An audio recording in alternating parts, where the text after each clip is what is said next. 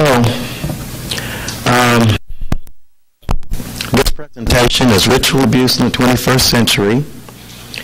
And if you, I think everyone probably, oh, excuse my voice too, I'll do the best with it that I can, but as you can see, it's not 100%, so we'll go as far as we can. Hopefully you'll help out by having lots of discussion and questions and comments.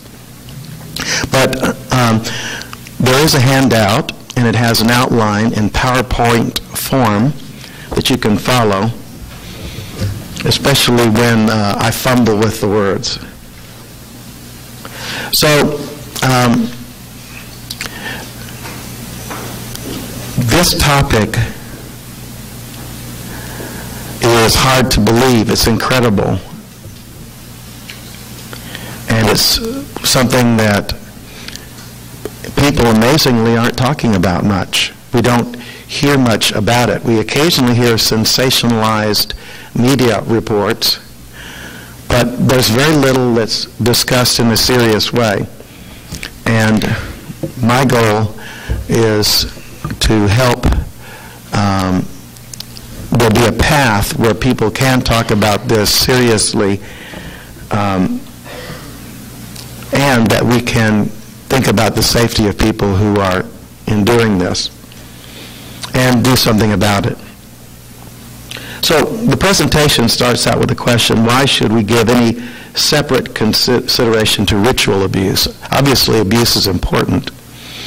And I'm sure many of you have some thoughts. Family photographs, but it's something obviously done in secret.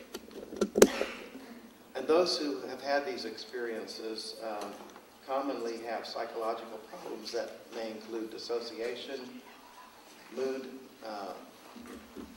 alterations in mood. Some people become profoundly depressed. Some also have mood swings. So again, I'm very uncomfortable with the DSM, the psychiatric classification system, and I mean no offense to psychiatrists. Obviously, even psychiatrists are divided about it. But the term bipolar disorder is sometimes used to describe these swings. One reason I'm uncomfortable with that label is because it is often presumed that if one has gotten this diagnosis, bipolar disorder, that it is a biochemical disorder. It is a biochemical problem. How many of you have heard that idea? It is very dominant. It's a dominant notion. And of course, it's also true in the sense that all psychological functioning is biochemical. Without our physical body, without the nerve cells operating in the brain, and the neurotransmitters and neurohormones, this stuff doesn't happen. So the biochemical part is crucial. But is there another factor? So the fact that something is biochemical doesn't mean it's caused by biochemical factors exclusively. Willing to stand up for children before now. So what you all can do, as I started to say, if you don't live in Sacramento, is to call your assembly members, and especially if your assembly member sits on the Judiciary Committee. And Maravik is very involved in our effort and has been in the trenches, as has Mira Fox, who's here, and Connie Valentine. So we're all here and can answer questions if you can tell us where you live and if you know who your elected officials are. But it really makes a difference if they get a phone call from someone saying, I live in your district, this is an important issue, it's happened to me or it's happened to people that I know and respect. Really makes a difference for them because they realize these are the people that can re-elect them or unelect them. So we are not sure if we're going to get it through committee on Tuesday. It's been very much a fast and furious, lots of amendments flying around in the last few days.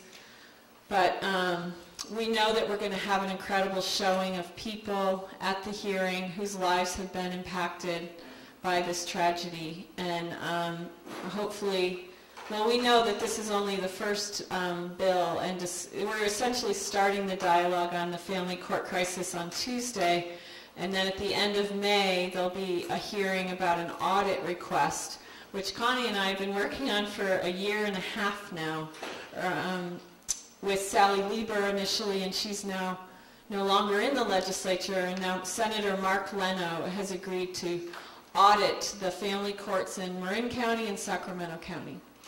But that is going to give us some real data. The state auditor of California will go in and start looking at the books and being able to see that there isn't a random selection of some of these professionals that are involved in these cases, and they can hopefully expose some of the cronyism and the corruption that's happening, and that will give us a basis of data where we can continue to chip away and make changes to ensure that the family courts are protecting kids. So the bill is very much a battle, and the therapists and the family law attorneys of California are opposing us on this bill. They like things the way they are. They're making lots of money off of the family court crisis and of keeping kids in harm's way. So we need regular folks, and we need victims and others who care about children to get involved and to make phone calls and to come to the hearing if you're here.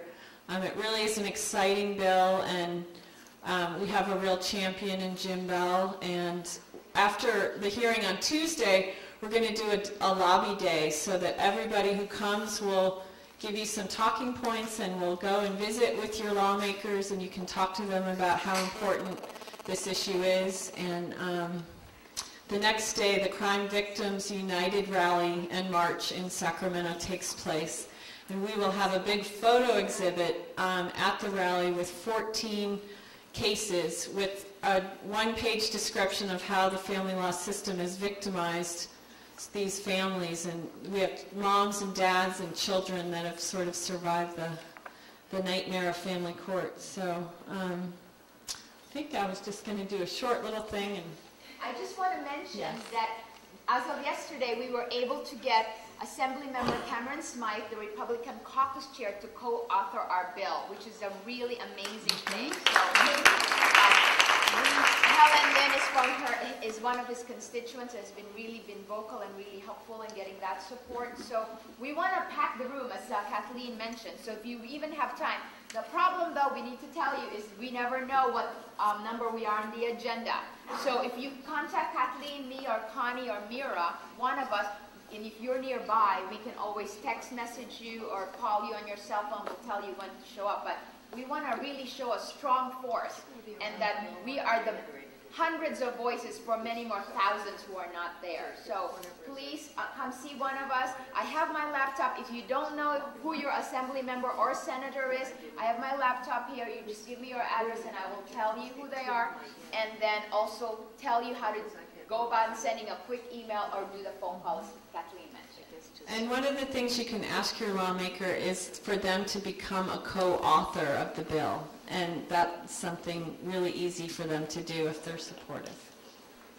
Thank you. Perfect timing. We would like to give Dr. Noblitt just a huge hand now.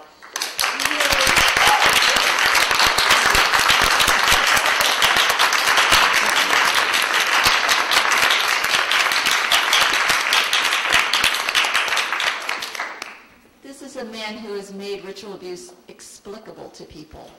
It's been impossible to even explain until his books came along. He and his wife have put together books that explain it. And for Kathleen and for Maravik and for Mira, I just want to also give another hand. They have joined this process and made it work. So, now you guys can go at lunch. You've suffered enough. Basically what he does is he would say everything that he did to her or to me, he would turn it on her and say that she did all that he's this innocent big teddy bear and we're just supposed to love him. And she's this horrible monster. What do you think it would have been like for you if you had been taken away from your mom and had to live in the sole custody of your father like your sister is having to do now? For me, it would have been a living hell. I had a hard time fine with 2 days per weekend. After that, it took me about a week and a half to kind of become myself again, and then I'd have to go back in my bubble to go see him. So to constantly be in that bubble and trying to, protect myself from him and whatever he was going to do, that was hard.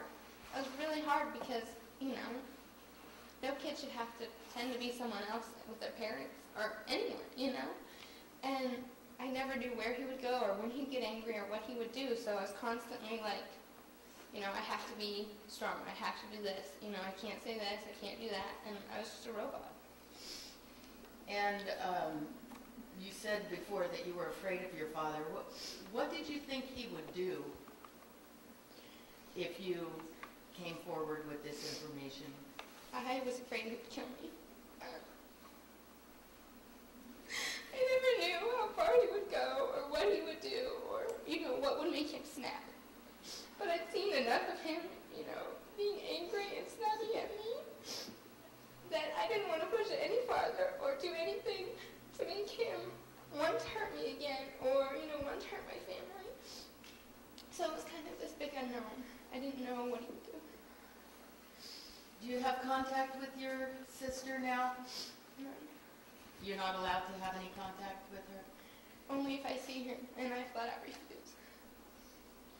And how has this experience, let me talk about the experience specifically of coming forward to protect your little sister and being disregarded. How's that affected you? How's that, well, we can see how it's affecting you to some extent, but how would you describe that? It's really hard because I'm seeing my life being played as a rerun in her. And, we have an older sister that I've never met, and she was able to get away. And I wasn't. I had to deal with him up until a year ago. And to see my little sister have to go through the same thing I did, and I lost my childhood because of him, and no kid deserves that. And every day is a struggle, because I wake up and I'm away from him. I'm free, I'm liberated, but she's not. She's still there, and she's still being hurt.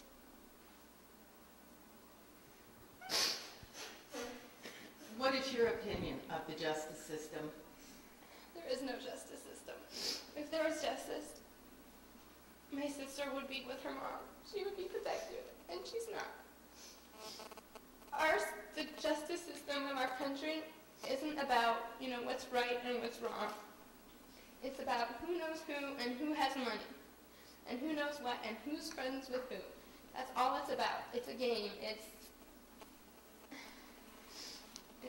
Our country has no idea of what justice is anymore.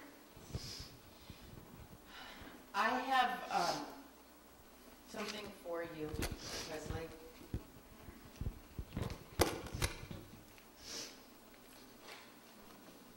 This is a medal. It says to Presley for courage. And we respect you so much for having the courage. I know how hard it is to talk about these things, even to one person alone, but to get in front of an audience and to be able to come forward, this is something a whole lot of adults can't do. And the fact that you came forward for the purpose of protecting your little sister is so commendable, and we just worship you for what you have done.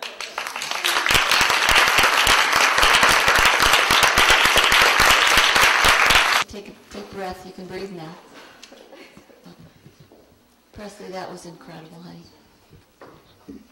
So that's why we work every single day with the legislature to stop this madness.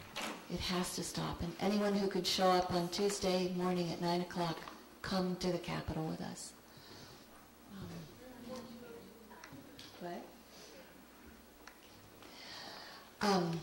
All right. Another deep. No, I'm the one that needs a deep breath now.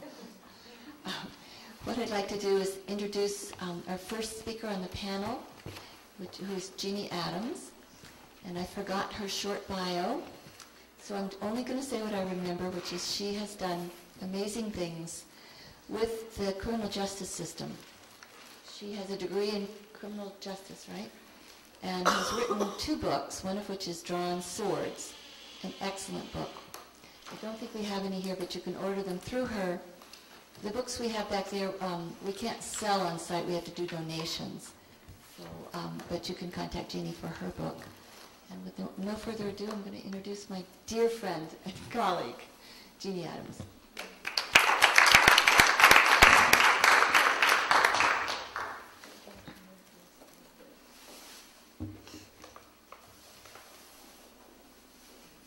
It is a pleasure to be here. Can we clap again for our courageous kids?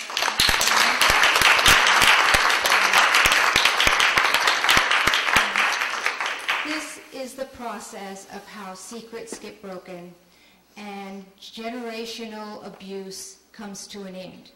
It's a very small part of the process because it takes a long time, as we're seeing, but it's an incredibly brave part of that process for a young person. And we can all be grateful that we have courageous kids out there who are dealing with this when they are still kids. It's a pleasure to be here, and I hope Randy got some lunch. Did they ever let you eat lunch, Randy? They stuffed it. Oh, good. Okay, good. I started advocacy work with ritual abuse survivors about 10 years ago when I moved to central Utah. And I started meeting people who were a very underserved population. My background was in criminal justice with a specialty in victim services, and so I created a small nonprofit organization to do advocacy work for those who had been abused ritualistically, who had dealt with dissociation, and along that I wanted to do training for professionals, particularly law enforcement. That was an area I was very interested in, investigations and protocols and so forth. Well, I didn't get very far.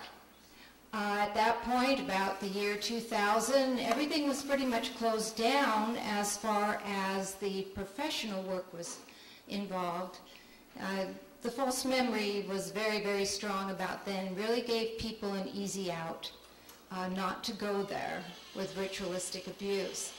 So instead, I turned around and started working with survivors, and we created an activist committee there made up primarily of ritual abuse survivors, and decided we would have conferences and workshops on healing themes.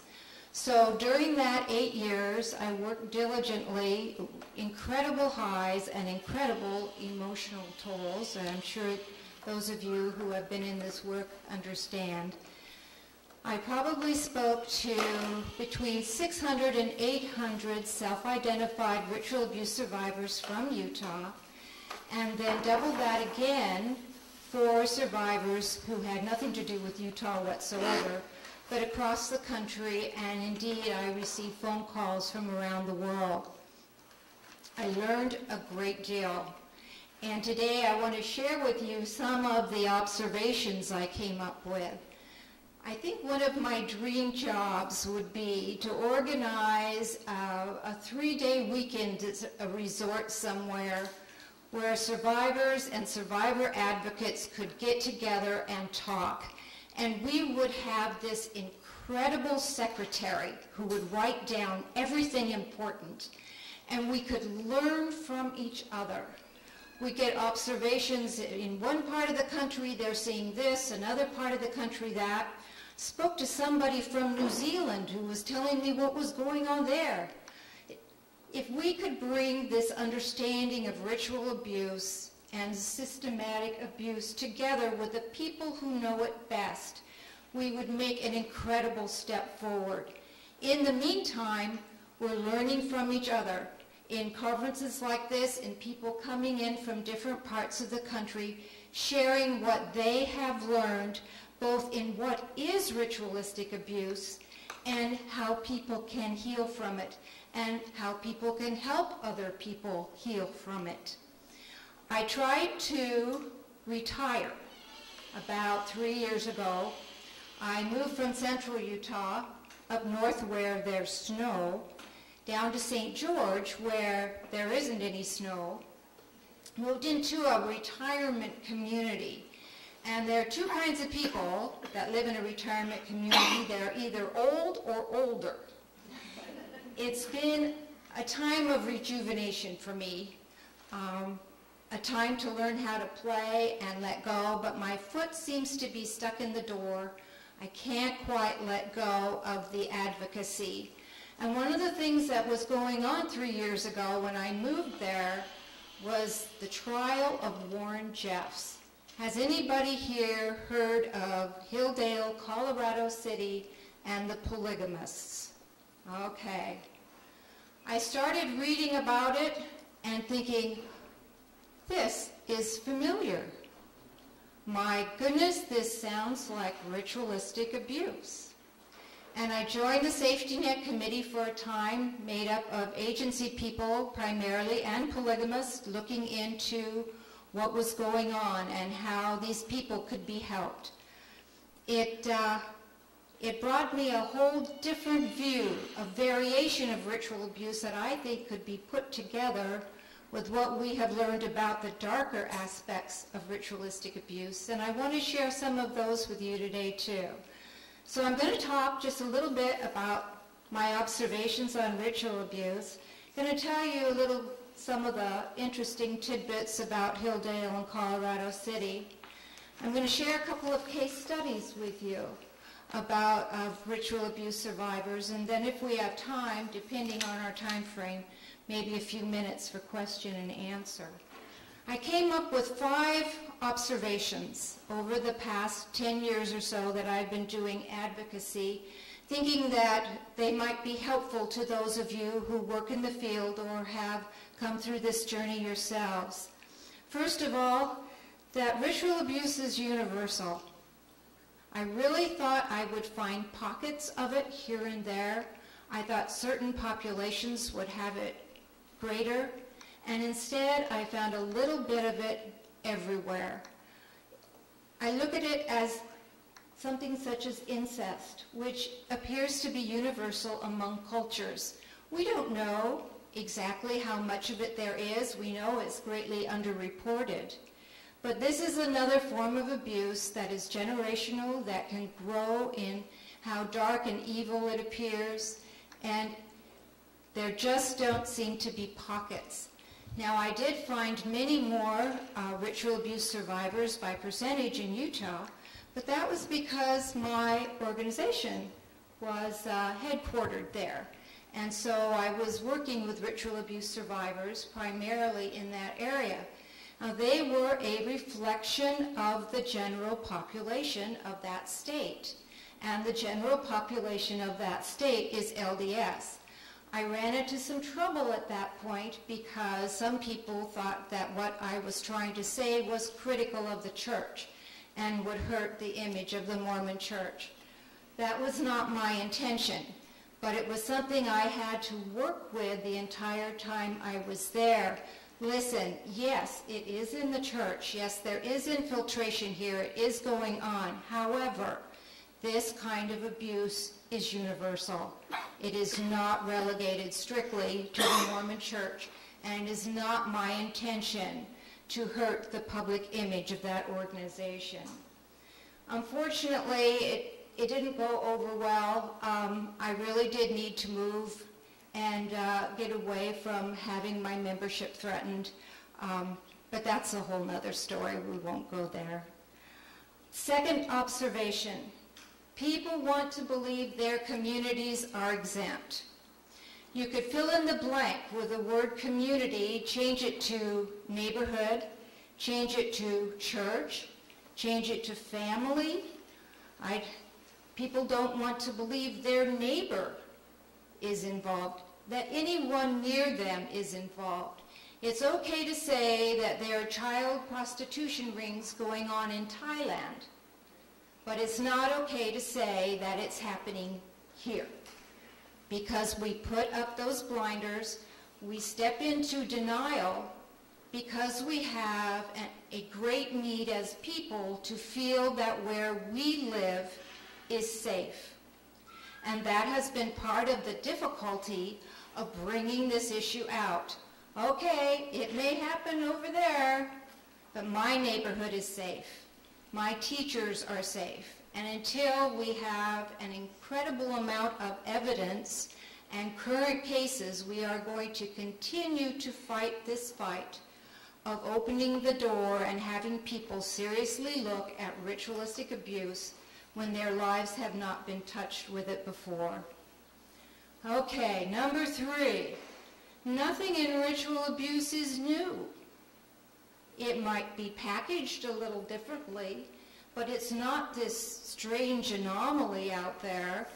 Everything that's in it has happened in other contexts. We already know about the sexual abuse. Ritual abuse contains every kind of abuse that a person can imagine. I remember when we came out with terrorism, finding out about that in 2001, and we start linking up, well, these groups are a little bit like terrorist cells, and that people infiltrate and nobody knows they're there. And then we talked about organized crime. Well, these groups are like organized crime. They prostitute children, they are involved in drug trafficking, and then we looked at domestic violence.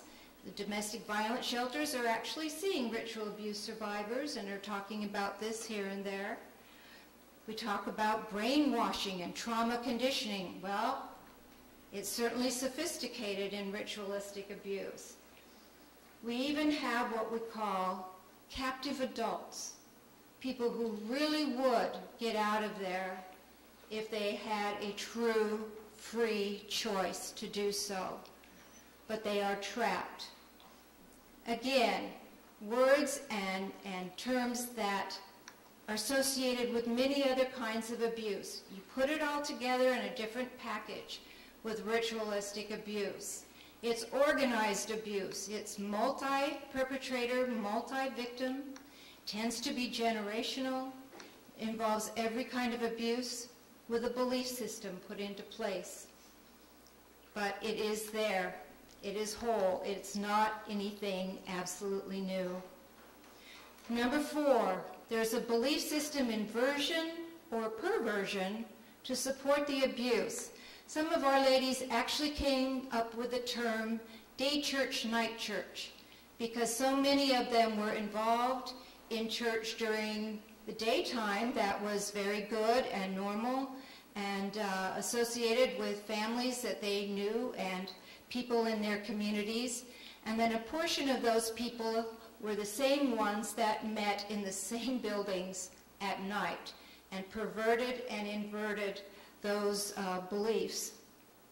I have heard just about everything imaginable when it comes to the philosophies that they use to support the abuse. One of them was quite religious, the fact that that Christ and Lucifer were twins, and that the world really belonged to Lucifer and Christ was the usurper. And it was very involved and I thought very creative. And then on the other end of it was a case that came out of Malaysia back in 2001 where, let me read it to you. Police believe an American woman whose remains were recently unearthed in Malaysia was used as a human sacrifice in a ritual to obtain lottery numbers from the spirits. Lottery numbers. I read that and sat down and laughed at how crazy it was. And then I wondered what disturbed me more, the fact that they might believe this or the fact that I was laughing. Oh. But it says some Malaysians have been known to hold ceremonies where they offer prayers and slaughter goats in hope of receiving inspiration on winning lottery numbers.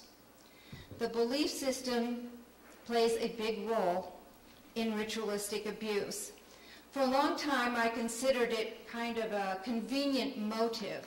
But as I've learned more about religious fanaticism, like the terrorists who will kill themselves and others as suicide bombers because they believe they will be martyrs in heaven, begun to realize that some of the people that live this kind of life really do believe those very odd, or at least philosophies and religions that most people would think were very odd.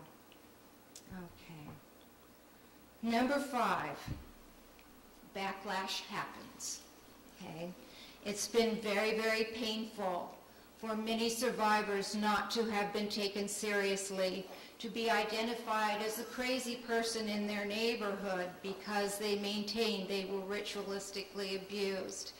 We see many people, people I have talked to, whose lives have imploded when they have tried to talk to their friends, their clergy, their government agencies, and nobody believes them. Yes, it is very well thought out there that it is all false memory. There again, it goes back to number 2 here, the denial thing. Gives them a real simple answer. Backlash happens. But I really believe that overall, it's going to help us in this cause, because it is going to force us to come up with science that is very carefully done. Research that will prove what is happening. Otherwise, it's all over there. We need the research, we desperately need the statistics, and then we need the cases with evidence. And as we do that, as we gather them, as survivors are doing, we are going to be stronger than ever. Okay. After I walked away from Mr. Light and Associates, well, not really walked away, tried to close the doors, needing to leave northern Utah. That was when everything about polygamy started coming up in Hilldale, Colorado City. I live about 45 miles from there, and it has been very interesting to step from doing ritual abuse study and research into all the books that are coming out now about polygamy. And it's important to know that when we talk about it, most people think of the FLDS, the group run by Warren Jeffs. But there are many, many polygamous groups in the western United States. The Attorney General's primer that is written on the issue, both by the Attorney General's office in Utah and Arizona, say that there are about 17 different polygamous groups and probably 37 to 40,000 people who live a polygamist lifestyle. These groups were together 100 years ago when the LDS Church endorsed polygamy started about 1850. But by the time that Utah was looking into statehood, there was pressure to rescind the ability to live as a polygamist. So these groups who felt that the mainstream church, when it rescinded and had the manifesto around 1890, they wanted to continue living that principle. To them, it was imperative to their eternal salvation. And over the past 100 years, these groups have continued to branch off not only from the mainstream church but from each other as different people become leaders and prophets. And so they have taken the same belief system, and now we're seeing through generations how these belief systems are turning a little. And some of them are turning enough that they are becoming abusive. I would love to be able to put one over the other and see, although the darker aspects we see in ritual abuse have gone on much longer, if the steps indeed will be the same. With polygamy, it is not as secretive yet. Okay? We're still being able to find out some of these things going on where we haven't been able to do that with the darker, more secretive levels of the ritualistic abuse. Okay.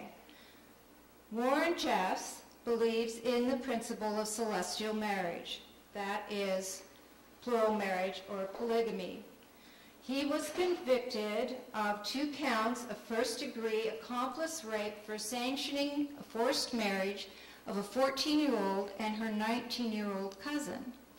The case was not as simple as it sounds. This was not a legal marriage. It was a spiritual, secret ceremony that was done quite outside the law, and it was not even at this point polygamist, because it was the first secret or spiritual marriage for these 2 young people.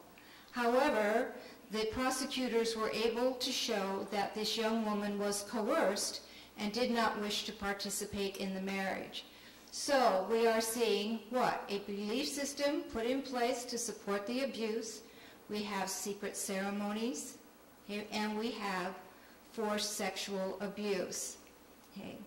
Another thing that came out with the information on the FLDS, by the way, Warren Jeffs is still considered the prophet there, was the use of water torture on the babies. Carolyn Jessup was married. She was the 5th wife of one of the leaders there in the FLDS, and she wrote about her escape from them in the book Escape that came out in 2007. She was actually interviewed on the Today Show and described what will be familiar to many ritual abuse survivors, and I'll quote it here. The method he, her husband, would use with infants was a form of water torture. He would spank the baby until it was screaming out of control, and then he would hold the baby face up under a tap of running water so it couldn't breathe. He would do this repeatedly. Sometimes it would go on for an hour until the baby was so exhausted it couldn't cry anymore. He called this method breaking them. Sound familiar, anybody? You bet. You bet. The torture goes on till the baby dissociates.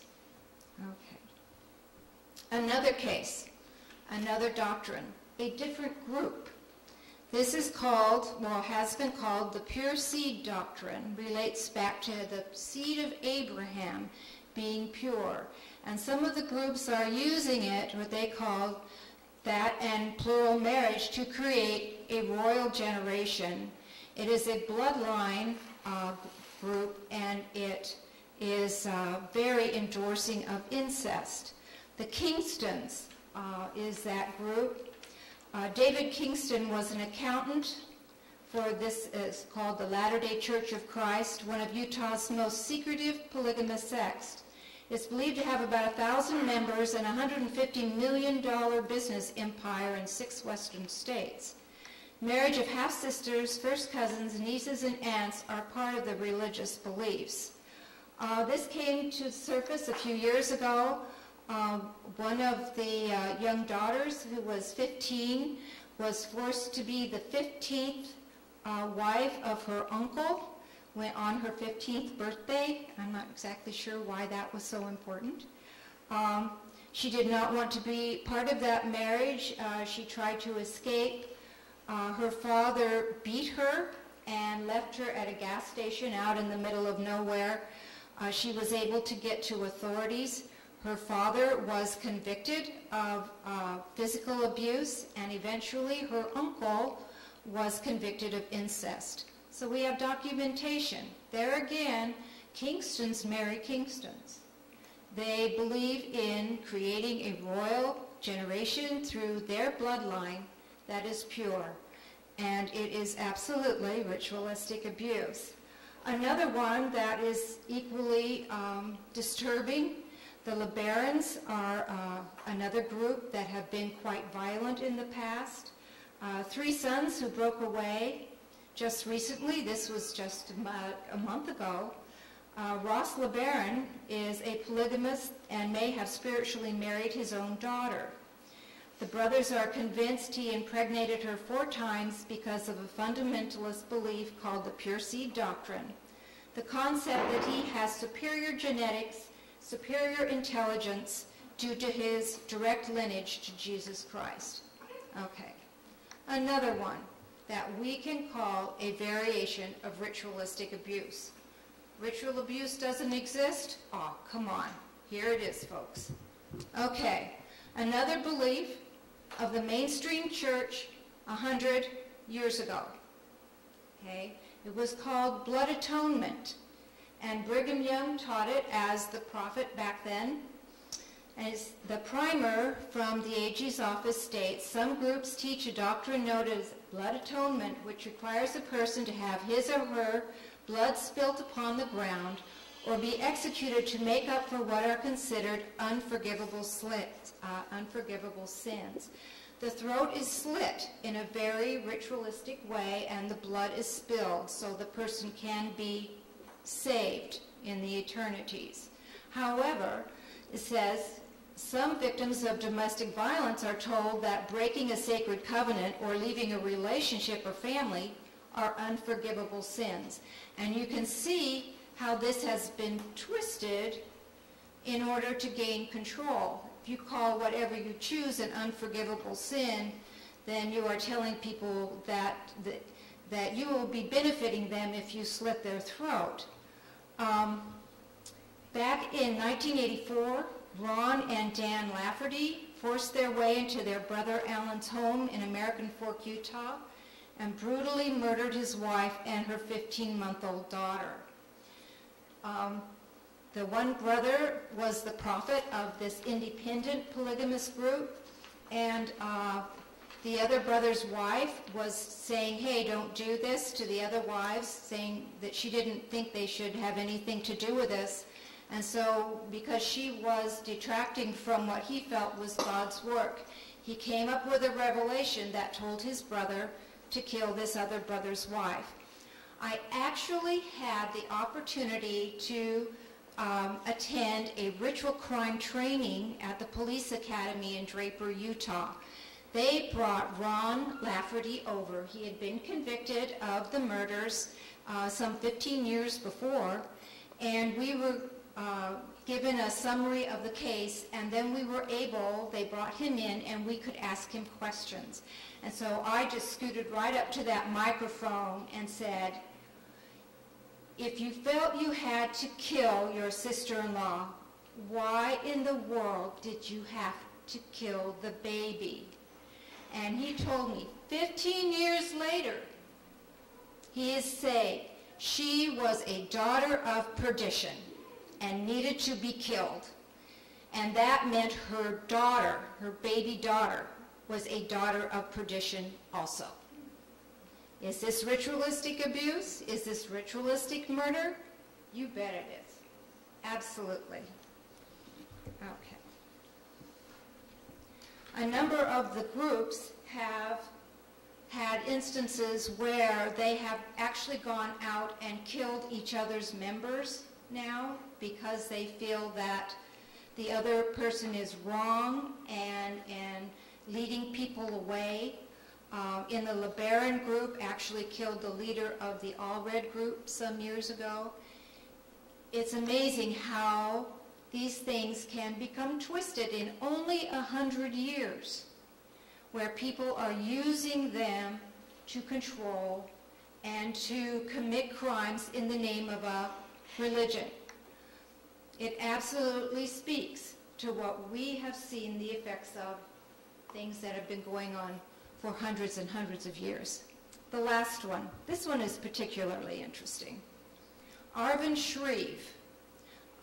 He was a man in Ogden, lived there before I did, and was a good standing member of the LDS Church, started studying polygamy, decided he would break away, be the prophet of his own group. He started recruiting women out of abusive relationships, telling them, bringing them in, having the other women bring them in and say, you're going to be protected here, we're going to take good care of you. It was something that he brought in many, many women that way. He wanted the younger children. He didn't want the boys. And so he told the women to give their sons to the biological fathers. So most of the children he had were girls, and most of them were very young. He himself had a 15-woman sister council, and they took over a neighborhood there in Ogden. He was a landscaper, and so these homes were absolutely beautiful. He took on a survivalist mentality, and so they were stocking survivor food and weapons and so forth. What the belief that Arvin picked up on was the mainstream LDS Church has the 12 Articles of Faith, which tells people what the church stands for. Well, Arvin decided he would come up with his own 12 Articles of Faith. And the first article was spirituality through sexuality. And so he had the women sew and model lingerie. He encouraged them to go out and sell that. Eventually, the women and some of their daughters were used in prostitution as a means to bring in money. They took those teachings and began teaching them to the little children on how to pleasure adults sexually. And it took the police a couple of years before they could actually get in there and get evidence enough to arrest and make those convictions. But they did. He spoke that day. I went to the ritual crime seminar. He was the best speaker we had all day. Absolutely charismatic, full of himself. Someone who just loved having a huge audience to talk to. It was pretty incredible. I think still a dangerous man. Hopefully he will be in jail, in prison as long as he lives. Hopefully he will. Okay. I would love to be able to find healing with my memories as a middle-aged adult, around age 45. My health had deteriorated. I had been nearly bedridden for 4 years with migraine attacks when the first memories started to break through. It saved my life. I could not have continued to hold on to the trauma and have any kind of physical health. When they came back, they were held by one child altar. I had very much the daytime child, nighttime child scenario, and that amnesic wall where I had sent her away, the nighttime child, shortly after I turned 12 years old and the worst of the abuse ended. So when the memories came back, she was able to tell me great detail. Exact conversations came back, exact scenarios of the rituals and the techniques used in that particular cult here in Sacramento. I was taken to the downtown cemetery. I was taken to Forest Lawn. I was taken over to where the American River and Sacramento River come together. For a while, it wasn't any fun coming back here at all. But I'm doing a lot better with it now. Those triggers are finally easing as I have worked through my healing. My brother and I aren't very close. We're working at it. We weren't close as children. Siblings are very often pitted against each other in these groups. They do not want these children to be close to anybody. But we have prevailed. We have lived long enough to prevail. And both of us are healing now. And Scott is speaking out where he lives in Arizona as well as me speaking out whenever I get the chance. Yeah. Many survivors have what we call white light experiences. We have the spiritual experiences, and we find these things out often simply when we're going through our healing, and we are able to recall them along with the trauma experiences.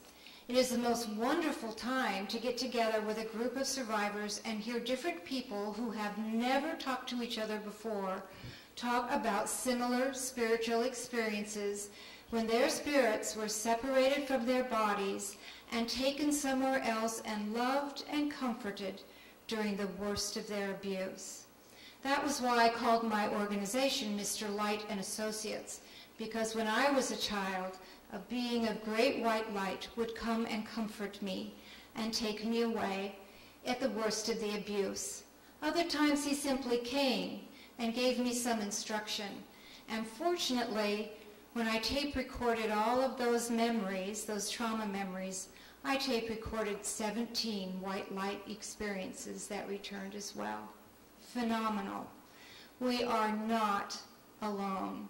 And survivors who have done a great deal of healing will tell you most have been able to recall white light experiences.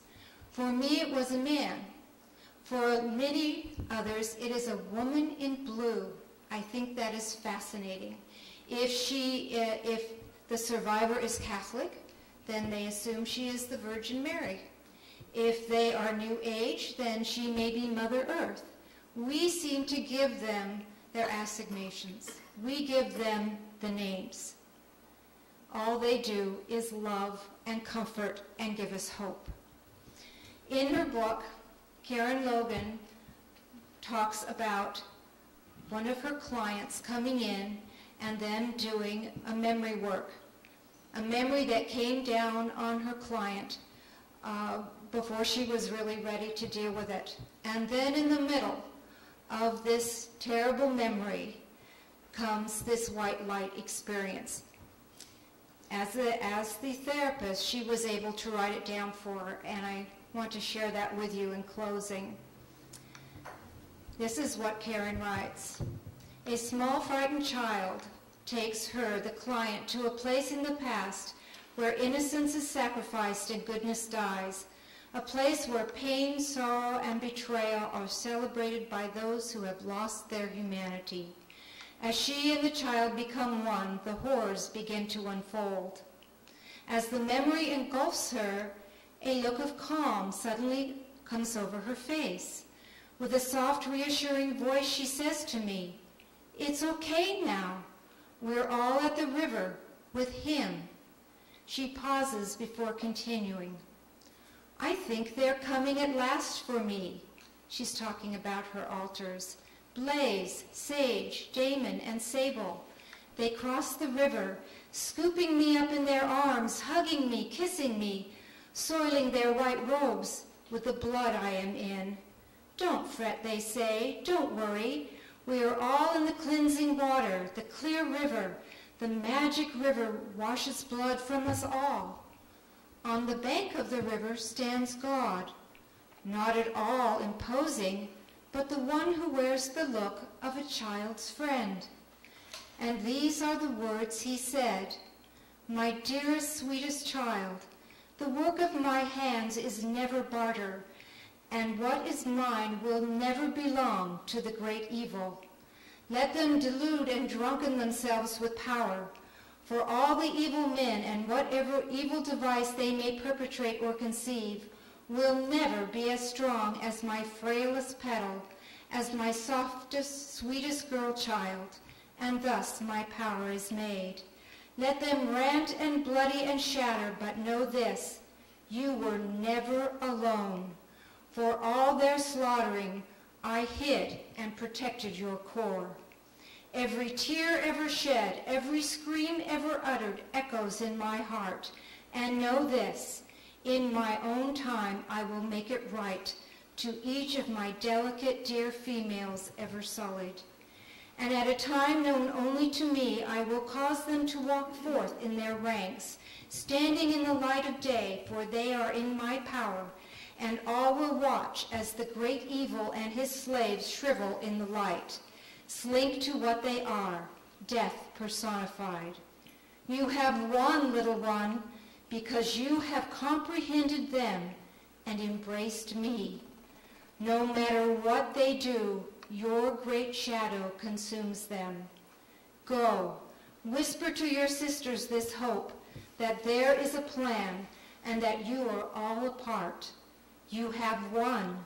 Through you, the circle of my love breaks the power of the darkest circle, the darkest chant, or the most imposing man.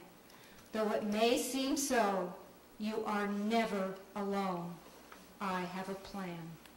Okay. All right, take a deep breath. Beautiful work. Sundering Undone. Pam and Randy, I have a copy for you. Any questions, anyone? I know. It's a little hard, isn't it?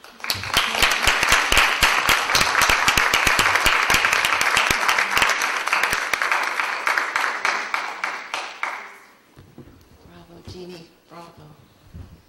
Well, our next speaker, I'm quite emotional from that. Our next speaker is Joe, who is also my dear friend and colleague. We've known each other for many, many years. Joe LaSalle.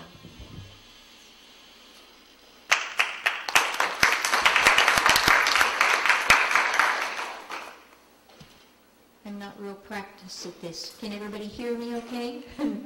It's 3 o'clock. If anyone needs to stand up and stretch or get a snack, I think we have cookies. Maybe some little things we could kind of grab out if everybody wants to munch. And in the meantime, if Connie didn't totally disappear, I wanted to borrow her back in a minute or so. Okay, just 1 second, then if I can let you put the cookies out. I'd just like to recognize Connie and all the helpers and attendees for their roles in these conferences. For 15 years, Connie's persevered networking with people and information to affect changes at the legislative level. And it has helped so many of us survivors. And I know you may be plaqued out, Connie, but I felt this year was kind of a milestone, and a memento.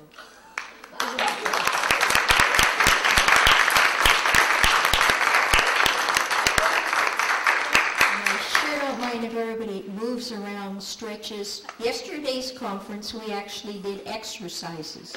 What was the name of it, Connie? Hokey pokey. Hokey pokey.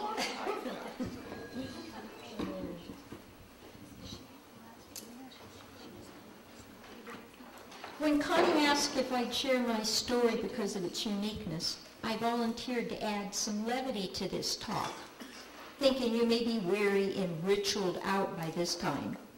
And I say, happily sat down to write, was I sorry I opened my mouth?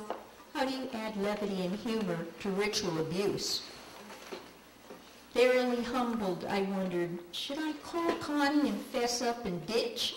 But I was so wanted to thank the counselors who have helped SRA clients for putting their careers in jeopardy, and survivors who've put their safety at stake by opposing the Satanists and the cultists. So, not much levity, but here it is. I hope to have some pictures. My laptop died. No pictures. Very briefly, for clarity, SRA is satanic ritual abuse. Sourcing is the process of remembering. Perps being perpetrators. And what I'm sharing with you may be somewhat triggering for people. I want to warn you, although I did try to really downplay this. I don't profess any expertise on satanic ritual abuse. What I'm sharing with you are my memories and my opinions about them.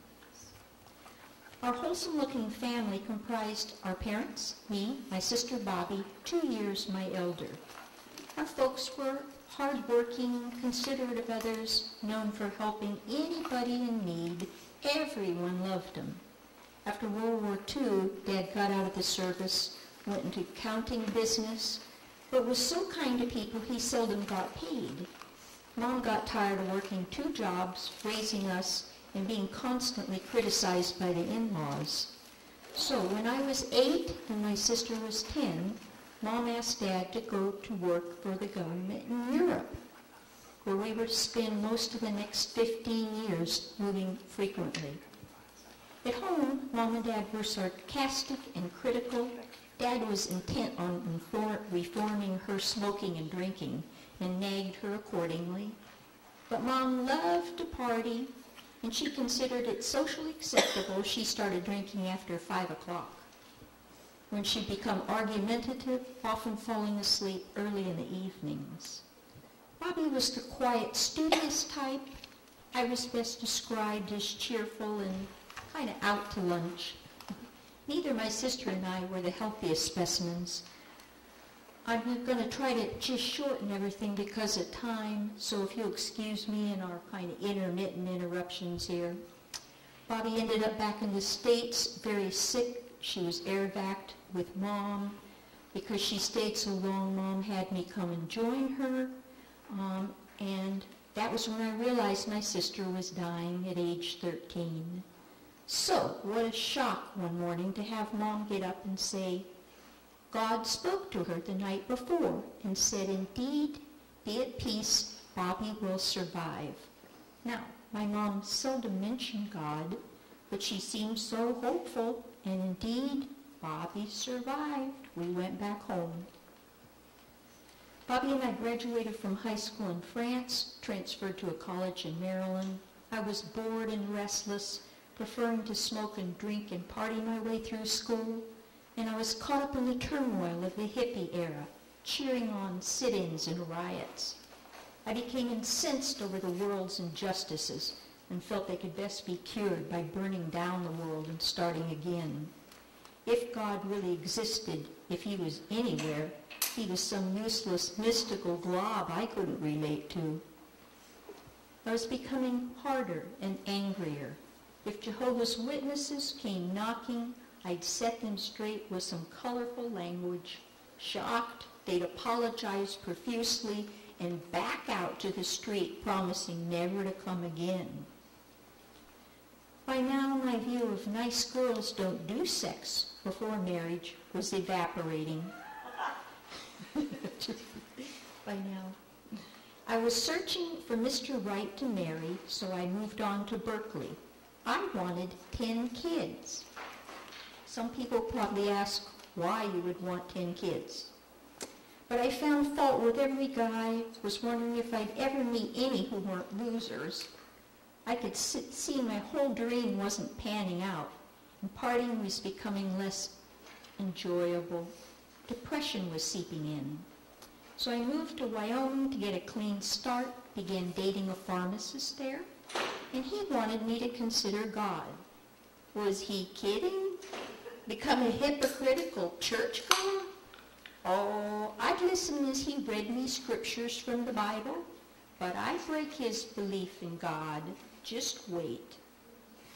And as I waited, God paid me a visit in a unique spiritual experience that you've defined, that white light.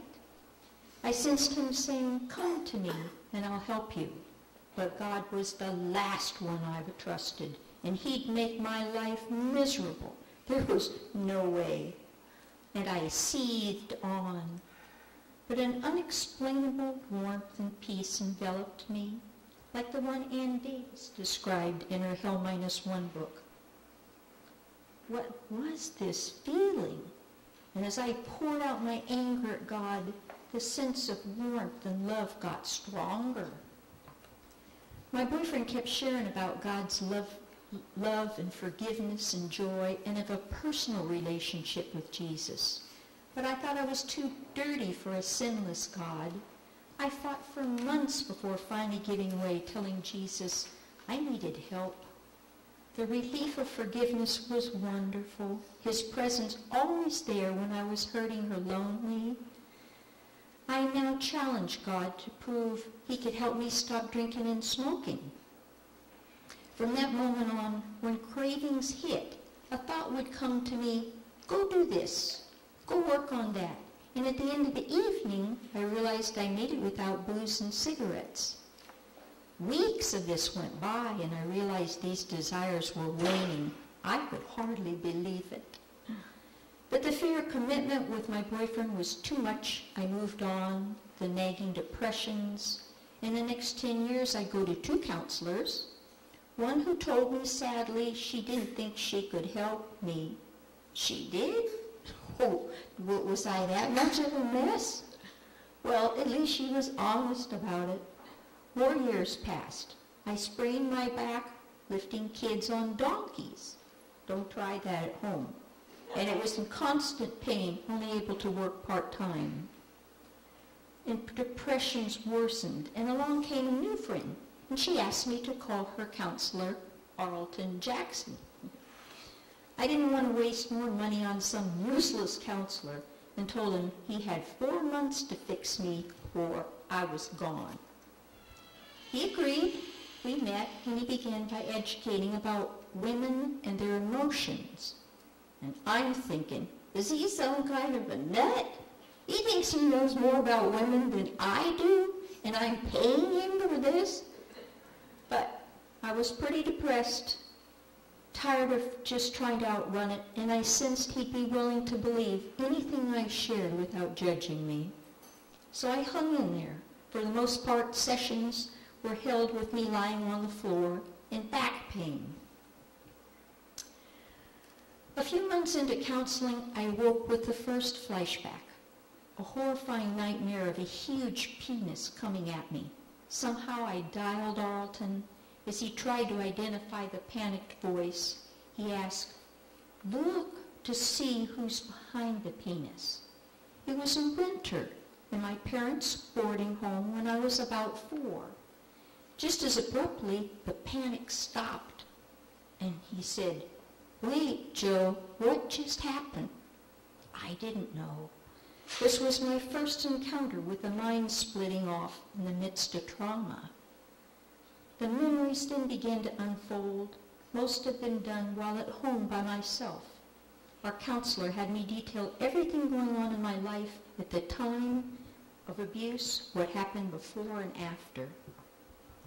The first memories were of molestation at a very early age by Dad, his stepfather, and dozens of men, with money often exchanging hands. There was physical abuse with Dad, with Mom, who had a volatile temper, especially after she found Dad molesting me one day.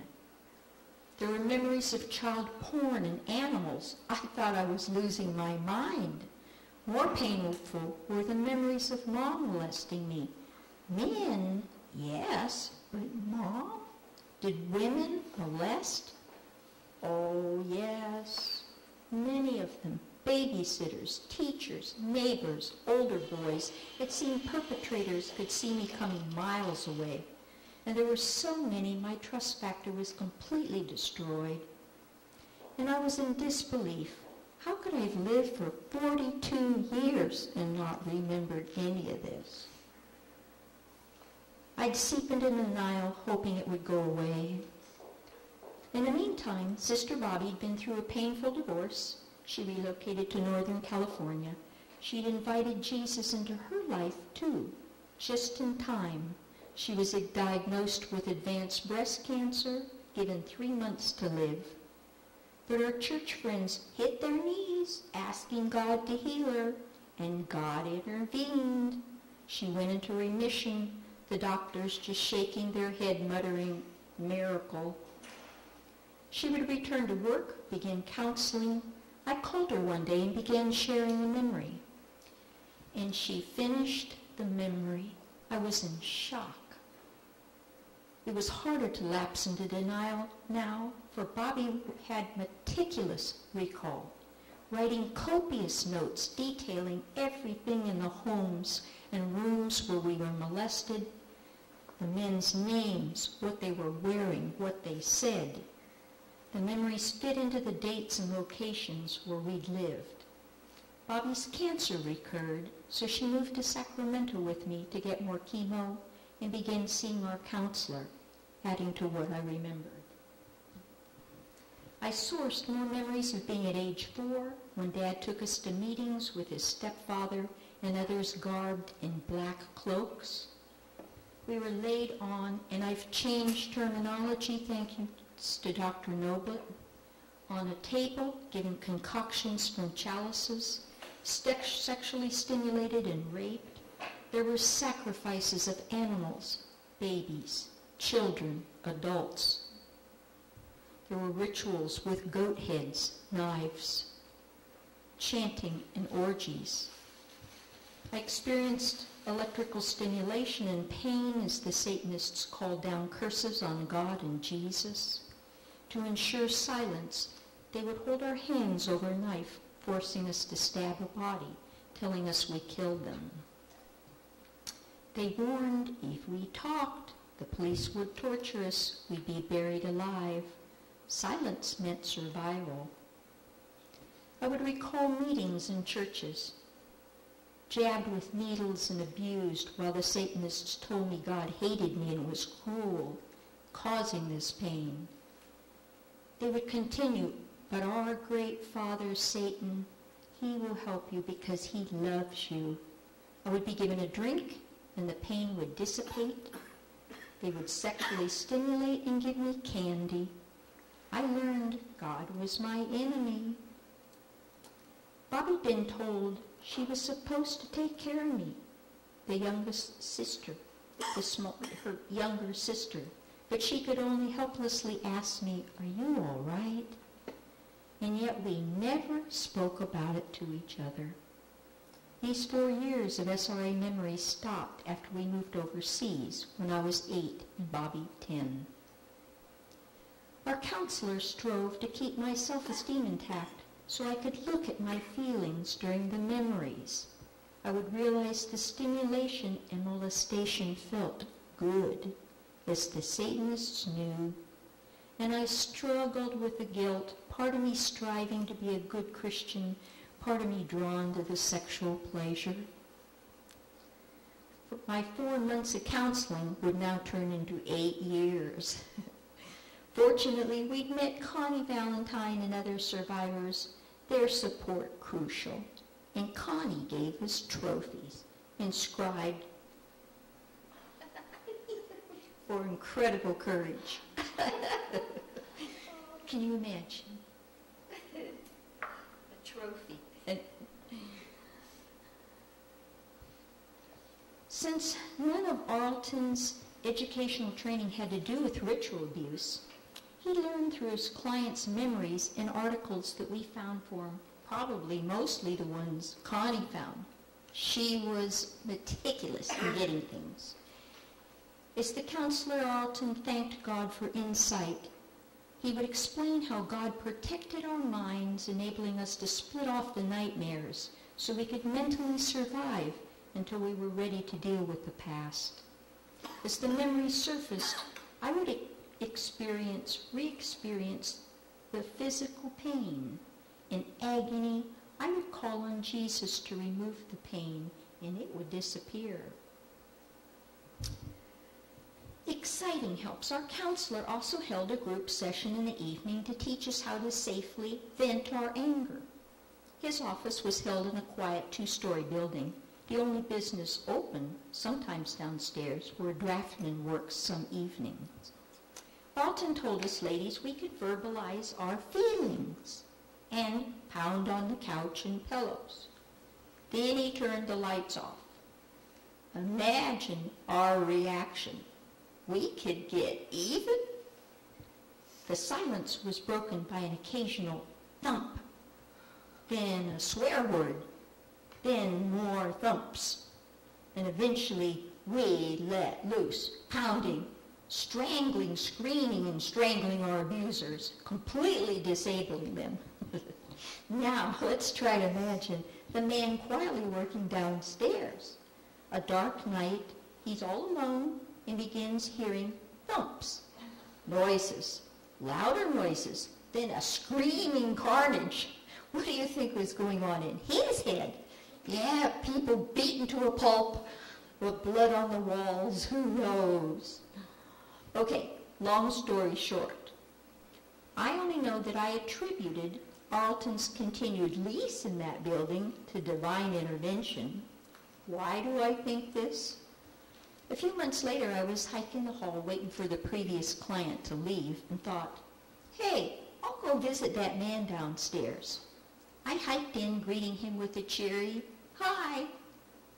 He instantly went stiff, his eyes widening with a stony stare. Silence.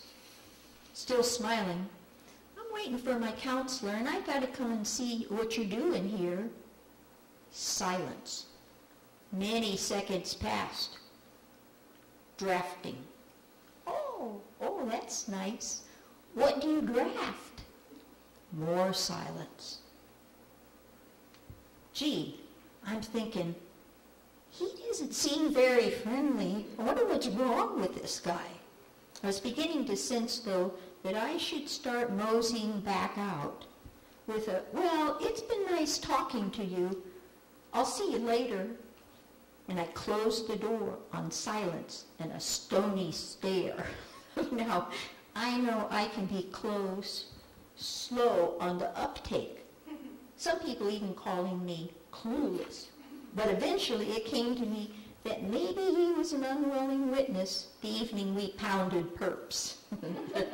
And if anyone ever tells you, don't try this by yourself at home, I say absolutely try it.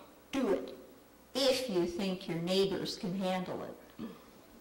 Sadly, some of our friends were not as fortunate as we were. They met with counselors who seemed unable to lead them from that regressed childlike state during memories back to the adult state. Stuck in the pain, they would refuse to return to counseling and remain unhealed in constant misery. Some friends were told rape was a power mechanism, not a sexual offense. If this was true, why did money exchange hands in the selling of our bodies, in the child porn, and why was there so much prostitution at every level? I became aware of the tremendous influence the subconscious desires have over the conscious. I had struggled for years to stop addictive behaviors, giving up hope many times. I could really relate to the school teacher, Deborah Lefebvre. Do you all remember her recent case?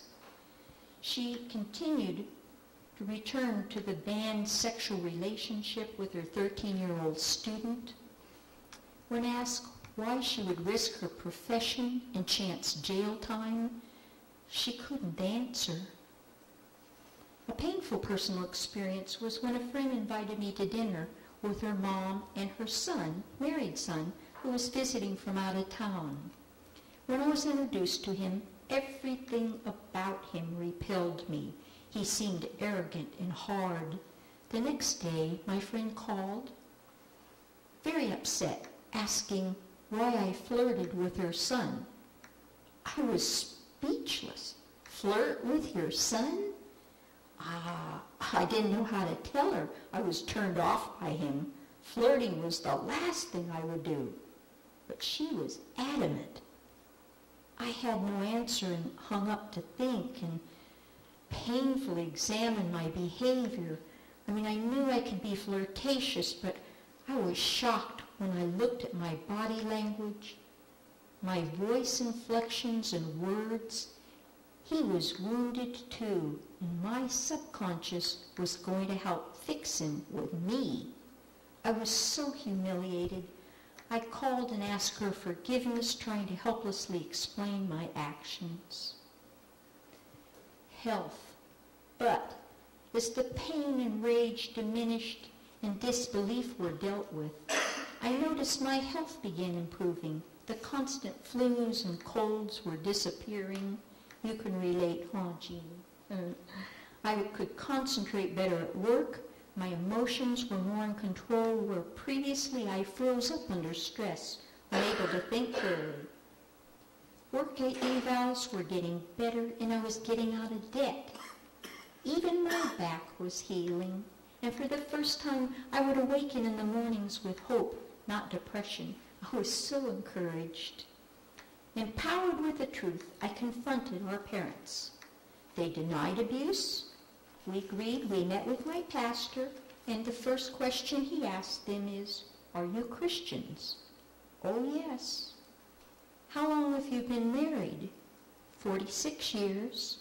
And he turned and said to me, Joe, don't you know anyone who's been married for 46 years could never abuse a child? I was dumbfounded. A chance to help them face their issues sabotaged. He insisted I stop counseling, but I refused and I was removed from the church. Now Dad would send us articles on false memory syndrome and asking us to please honor our spiritual leaders. Incredibly, I sought out a new church family with Bobby coming along. We shared our SRA memories with this new pastor seeking support. We were to let loose the next nightmare of how to invite the Satanists back into your lives. We now started having memories of being taken to cult meetings. Unbelievable. We didn't understand what was happening. We confronted the pastor and left the church, but it was too late. We were tagged. We were learning that while some churches epitomized love and acceptance, others required conformity or plied their control with guilt, and others were havens for cultists. So choose carefully. Our memories would help us and our counselor unravel the elaborate satanic behavioral conditioning. The Satanists purposely attach feelings they could stimulate and shape into a personality inside us who liked the sexual pleasure. Our personalities were conditioned to respond to a trigger to get up and open the door, by knocks, by phone rings. Dr. Noblitt just addressed this beautifully. Neighbors began seeing people at night by my trailer. Bobby and I'd even flee at night to a hotel to escape and have taps on the door. They followed, letting us know we couldn't escape. We were accessed for years not knowing how to break the satanic programming. This was the ultimate agony. To counter the accessions, I joined my pastor in prayer to break off generational sins of our family. Deliverance prayers from the Handbook of Spiritual Warfare by Dr. Ed Murphy. I also relied on Neil Anderson's excellent techniques in his Victory Over the Darkness and the Bondage Breaker.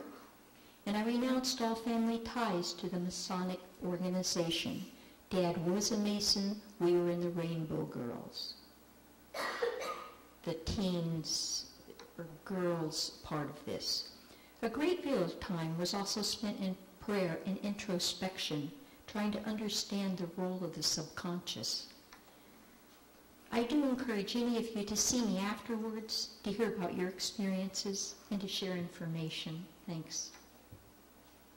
By this time, many ritual abuse survivors were coming out of the woodwork, remembering more and more details, becoming a threat to the Satanists. Their amnesiacs were no longer effective. They began making them stronger, but I could still remember programming with electrical and sexual stimulation, terrifying videos, and abuse. We suspected our phone lines and cars bugged. Now back home, Bobby would tire of the fear of her cancer. Although every time it recurred, her church family would intercede in prayer until it went into remission again. But 10 years of this and the misery of the Satanists back in our lives was too much. She stopped her chemo pills. Now under hospice care, when she shared ritual stories with volunteers, she was told stop talking or we stop hospice. At age 49, she would pass on, asking me to try to forgive Mom and Dad. But I was enraged. I blamed them for her death. Her guilt from not being able to protect me had turned inward until her body couldn't handle the stress. I immediately confronted my parents again with specific memories of their abuse and the satanic horror. I packed my bags and walked out with them begging me to stay. Communication stopped while I regrouped from the loss of my beloved sister, my main support in life. Should I take them to court? Should I threaten them? Should I try to let go? Every thought of them set off anguish. It was an agonizing time. And I took the case to God. I could not forgive them, but I needed to be free. My counselor advised, your perceptions can help free you. And I tried to visualize my mother, raised by an alcoholic father who abused his daughters. One sister was favored, lavished with praise where the other two languished. Mom would marry a man she was passionate about, only to catch him with her best friend. She divorced, drank more. I visualized Dad's childhood. His mother divorced his dad for adultery and was then rejected by all of her friends. Why? Because she was now a divorced woman. At age 6, Dad raised rabbits and delivered newspapers to help his mom and sister, at times even running the household when his mother was ill. His new stepfather was a Mason and an intergenerational Satanist who began taking him and his sister to cult meetings. He was betrayed and abandoned by 2 fathers.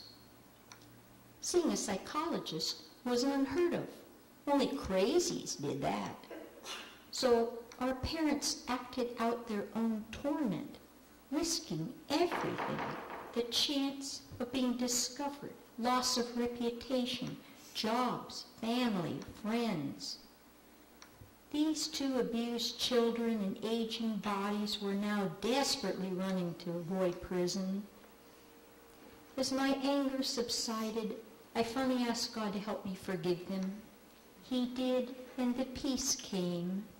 But I'd need to repeat this process many times when the new memories arose. Knowing the difficulty of this process, I empathize with others struggling to loose this stranglehold on their emotions. We survivors of trauma and abuse are steeped in guilt and poor self-esteem, often blamed for the abuse and called losers.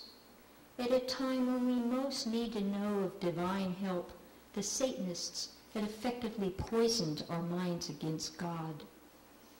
Unsourced, it took me years to realize why I distrusted and hated God.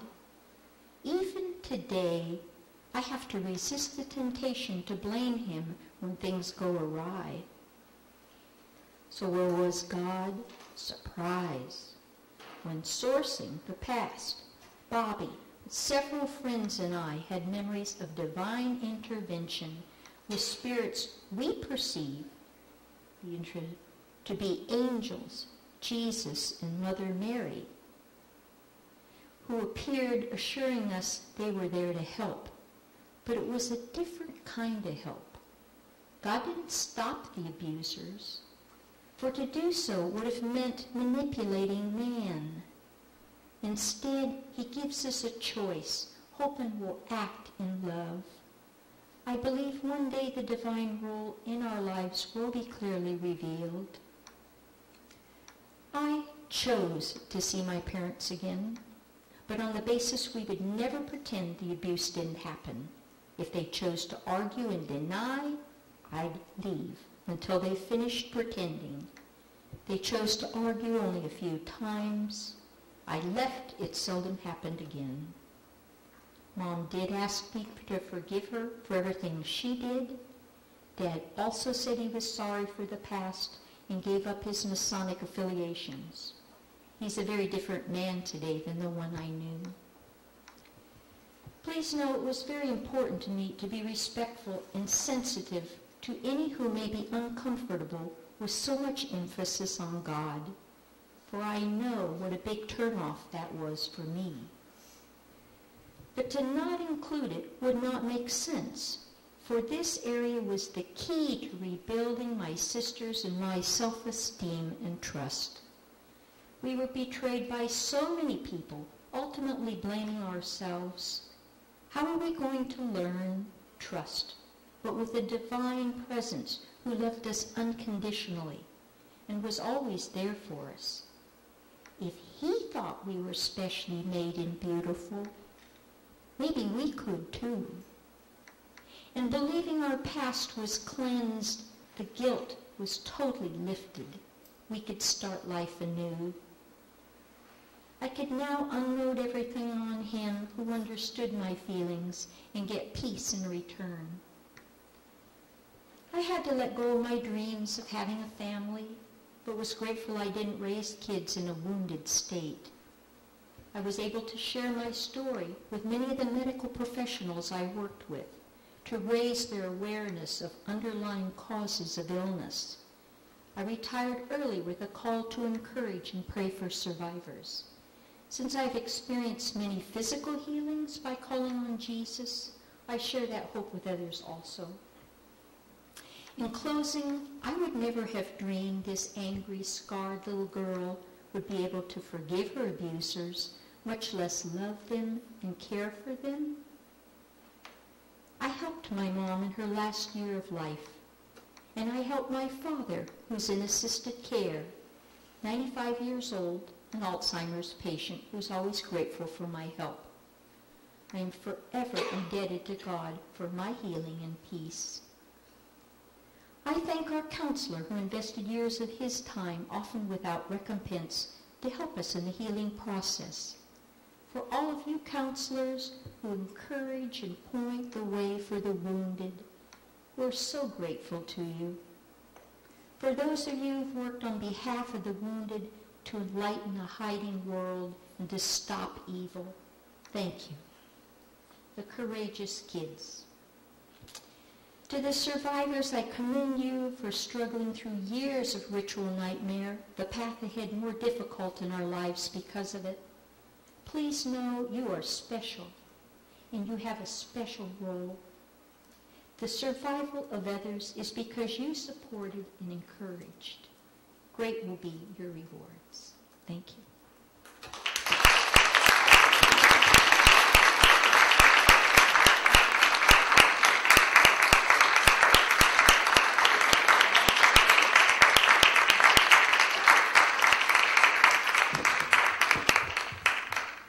Jo didn't think she had anything to say when I asked her to speak. All right. Each person's a harder act to follow.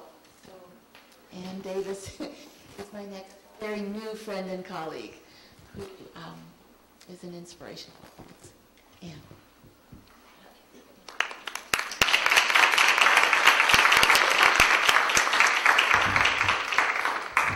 It's strange to come and speak to you today because I didn't know I was a ritual abuse survivor.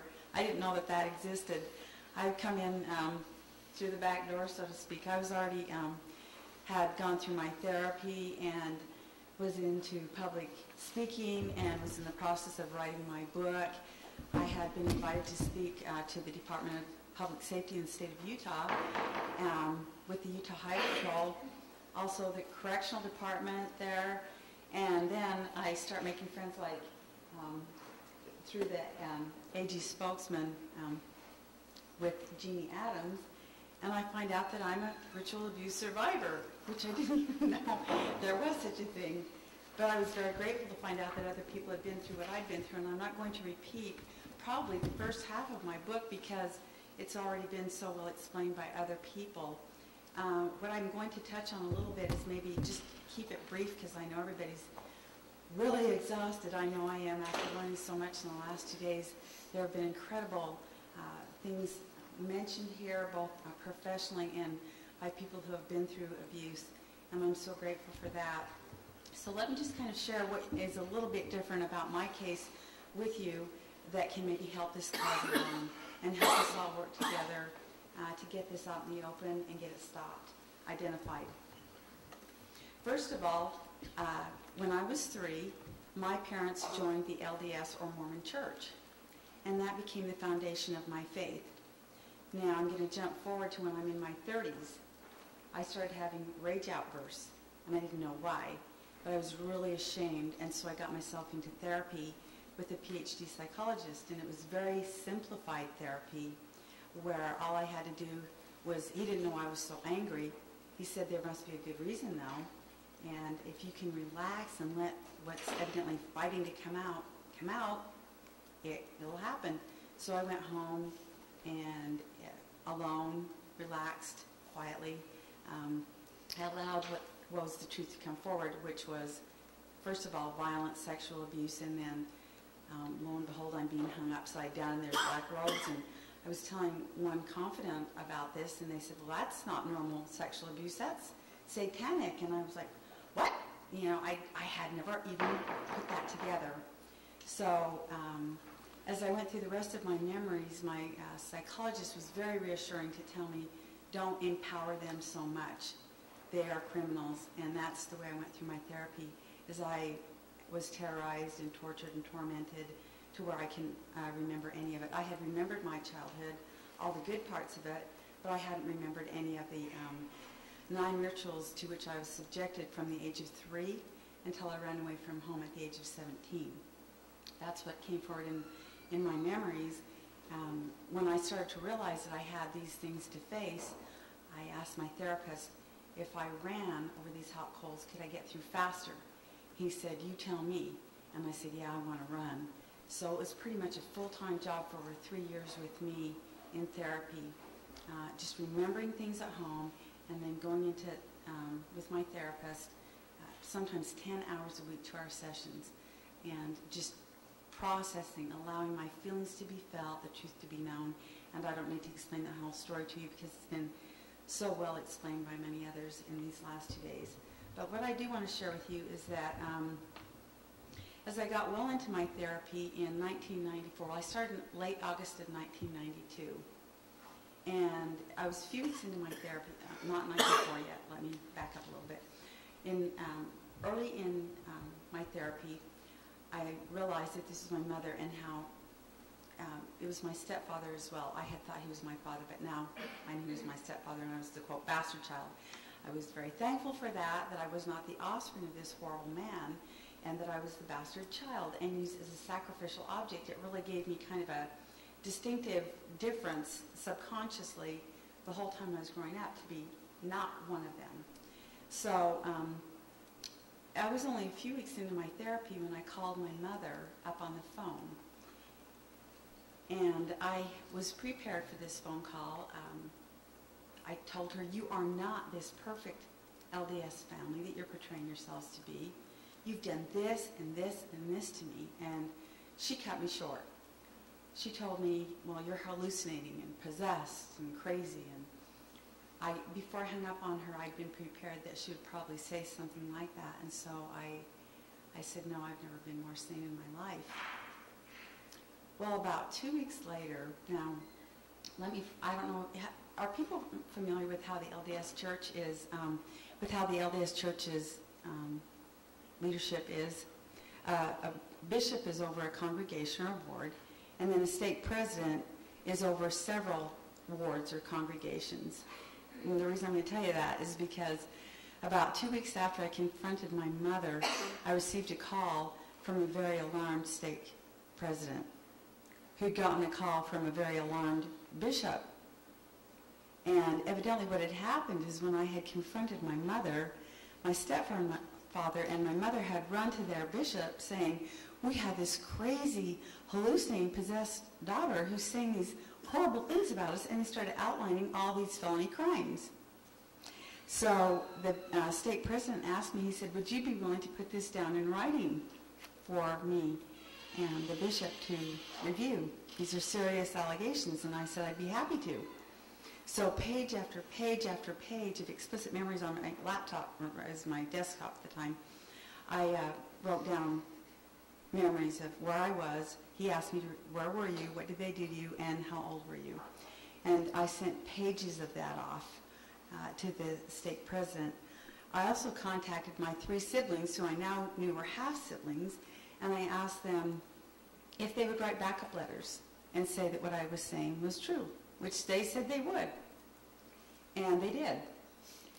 So the stake president, who lived in another state, was the stake president for my parents, went with their bishop and approached them at their house with all of these letters, my pages and pages of explicit allegations, and then my half-sibling backup letters that had been sent to the stake president. They didn't want to go alone, so they went together and approached my parents and said, "What is this? This is really bad stuff. It's being written about you." And it's the typical satanic felony crimes, sexual and physical assault. And my mother and stepfather said, "Well, they're hallucinating and possessed. They're crazy." And they said, "All 4 of them?" They said, "Yeah, all 4 of them." And I'm like, "Oh, okay." So they left, and then they came back again, and they had all of this documentation, and we can't live with this. Something's wrong. Why are all 4 of them? Well, they cut them off. They're hallucinating. They're crazy, possessed. All 4 of them? Yeah. Well, the 3rd time, the bishop and stake president, they just couldn't live with that. They went back, and finally, on the 3rd time, and this shows the importance of persistence. I'm not just telling this for story's sake. It's really important to not give up and be persistent, and that's what I think we need to remember, that when some of our efforts don't get the results that we want at first, we still need to be persistent. I know that Connie's doing that a lot with the court system here, and it's so important to do that. Because on the 3rd time back, with the bishop and stake president, with all this documentation, my parents said, "Actually, it's all true. In fact, there's more." And I think the bishop and stake president almost fell down at that point. They couldn't believe that they were hearing this. And they said, "Well, then you need to start writing her confession letters of what you've done to her." So over the next few weeks, I started getting handwritten sets of confession letters that detailed how I was used as a sacrificial object in satanic rituals and how I'd been molested sexually and physically. It was just, I could get very emotional if I got into it right now, but it was astounding to me to see that in their writing. Well, by February, now I started again in August of '92, my therapy. By February of the first year of 1993, they were both permanently excommunicated from the LDS Church. I'm going to skip forward to 1994. I was in really coming out the other side of my therapy. I had gone into so much therapy that I was moving through quickly, and I'm a strong personality and really wanted to kick their butts anyway, so I wanted to remember. I was very defiant. I wanted to remember everything that they told me I couldn't remember. Yes, I can too, and I can tell and I can talk about it, and I haven't been shot down or, I'm not disintegrating in some demented curse, so I talked to everything in person, to both Mike and me. And so it was a really amazing moment in history there in the state of Utah when they got those confessions. But when they got back, and this report was prepared in April of 1995 for the legislature to wrap up this investigation, which had spanned more than 3 years, my case wasn't mentioned in it. And the reason being, they were told, now this was prepared by Jan Graham, who's Attorney General. It was submitted by the 2 detectives for the state legislature, but they were told since the satanic ritual abuse never happened in the state of Utah, and the perpetrators never lived in the state of Utah, it was omitted. Well, as you can imagine, both detectives were pretty upset about that because they wanted the people of Utah to know that it really did exist, that their whole investigation had not been in vain. And so they asked me, "Can you go one step further, Ann? Can you be interviewed with the Deseret News here in Utah?" That's a big newspaper there in Salt Lake. "And would you be willing to go on ABC News affiliate Channel 4 with your story and us show excerpts of your confession letters and talk to you, and Matt Jacobson will be interviewed?" I hadn't even concluded my therapy yet. I didn't conclude my therapy until the end of 1995. So this was a huge challenge for me. And I had no role models. I didn't know anybody else at the time who had been through ritual abuse. I was doing this solo with a great therapist, great support from my husband, my clergy, but I was really scared. I thought, this is really pushing it over the top. But then again, I got in touch with the real me, and I thought, yeah, this is one more opportunity to kick butt. So I thought, okay, I'll go on TV, but it has to be anonymously. And so I did go on Channel 4, which is the ABC News affiliate there in April 1995, and I was interviewed by Paul Murphy. He was the news reporter. I used a pseudonym, or rather he used a pseudonym, and my face was darkened out and my voice disguised. And that it did include excerpt. You can watch it on my website, hal-1.com. You can go in and watch that original newscast from April of 1995, where I had a pseudonym. And then I was also in the Deseret News. I was interviewed by Jerry Spangler. And again, a pseudonym was used, but they did talk about the proof of the confession letters that I had. And so it was amazing. And then I'm going to fast forward now to the new millennium, 2000. I knew I had to write a book about all these experiences because it just felt like I needed to, are you not hearing me? Okay. Anyway, I had to share these experiences because I knew that they would help other people. I didn't know that there were all these great people out there and these organizations at the time that I started writing this book.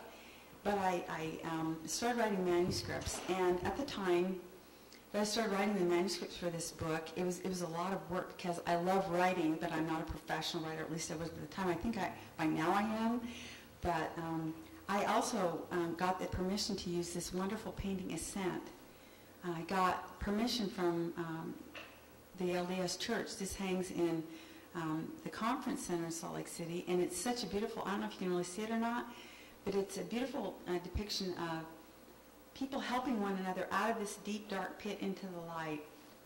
And finally, by 2007, I was approached by a professional editor who wanted to know if he could help me with this last and final manuscript, and it turned out to be another 1.5 years of work, intensive labor of writing, rewriting to get this story correct. And I've only just barely hit on the high points of my story. It continues on past when I even went to the Attorney General's office.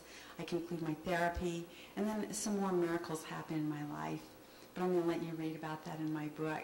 I'll just say that I did find out about my original family, my birth father, and they're wonderful people who have embraced me, and that's why the Johnson is in my name, because that's where my maiden name should have been all along.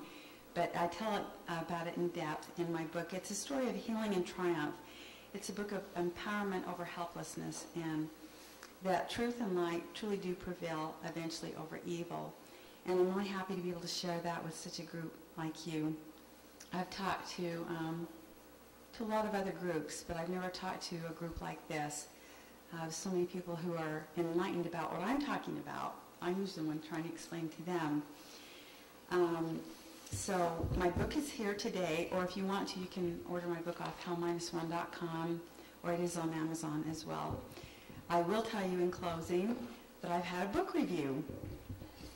And this book review is by, does anybody recognize where this newsletter comes from? Is this it? Baltimore Syndrome Foundation. They have quite a book review here. In fact, this is their Winter 2009 volume, and I'm mentioned right up front, Hal-1. And what's really interesting, it says by Ann Johnson Davis, A-N-N-E. Then they go on page 5, it goes on for over 2 pages here about my book, but they keep calling me A-N-N Davis, Ann Davis, and I am so tempted to call them and say, why didn't you remember that I have an E on the end of my name? Could you have possibly forgotten that? And that's all I have to say about that. Did they like it? Do you have questions or anything? I think it was very positive, what she said. All right. Thank you for your time, and I'm really proud of everybody that's here. I'm proud of the Noblitts and people like them. I don't know, I can't remember your name, but you're a therapist here as well. I've taught, what's your first name again? Isabel Morrison. Okay, Mr. Morrison, Dr. Morrison. I'm really thankful that there are people and that are helping people, and that I know that we're going to find success as we keep pressing forward with more truth and more documentation. And by the way, I did not press charges because of the false memory syndrome people. They were in such a frenzy in 1995, so it's so ironic that even all these years later, they're still reviewing my work.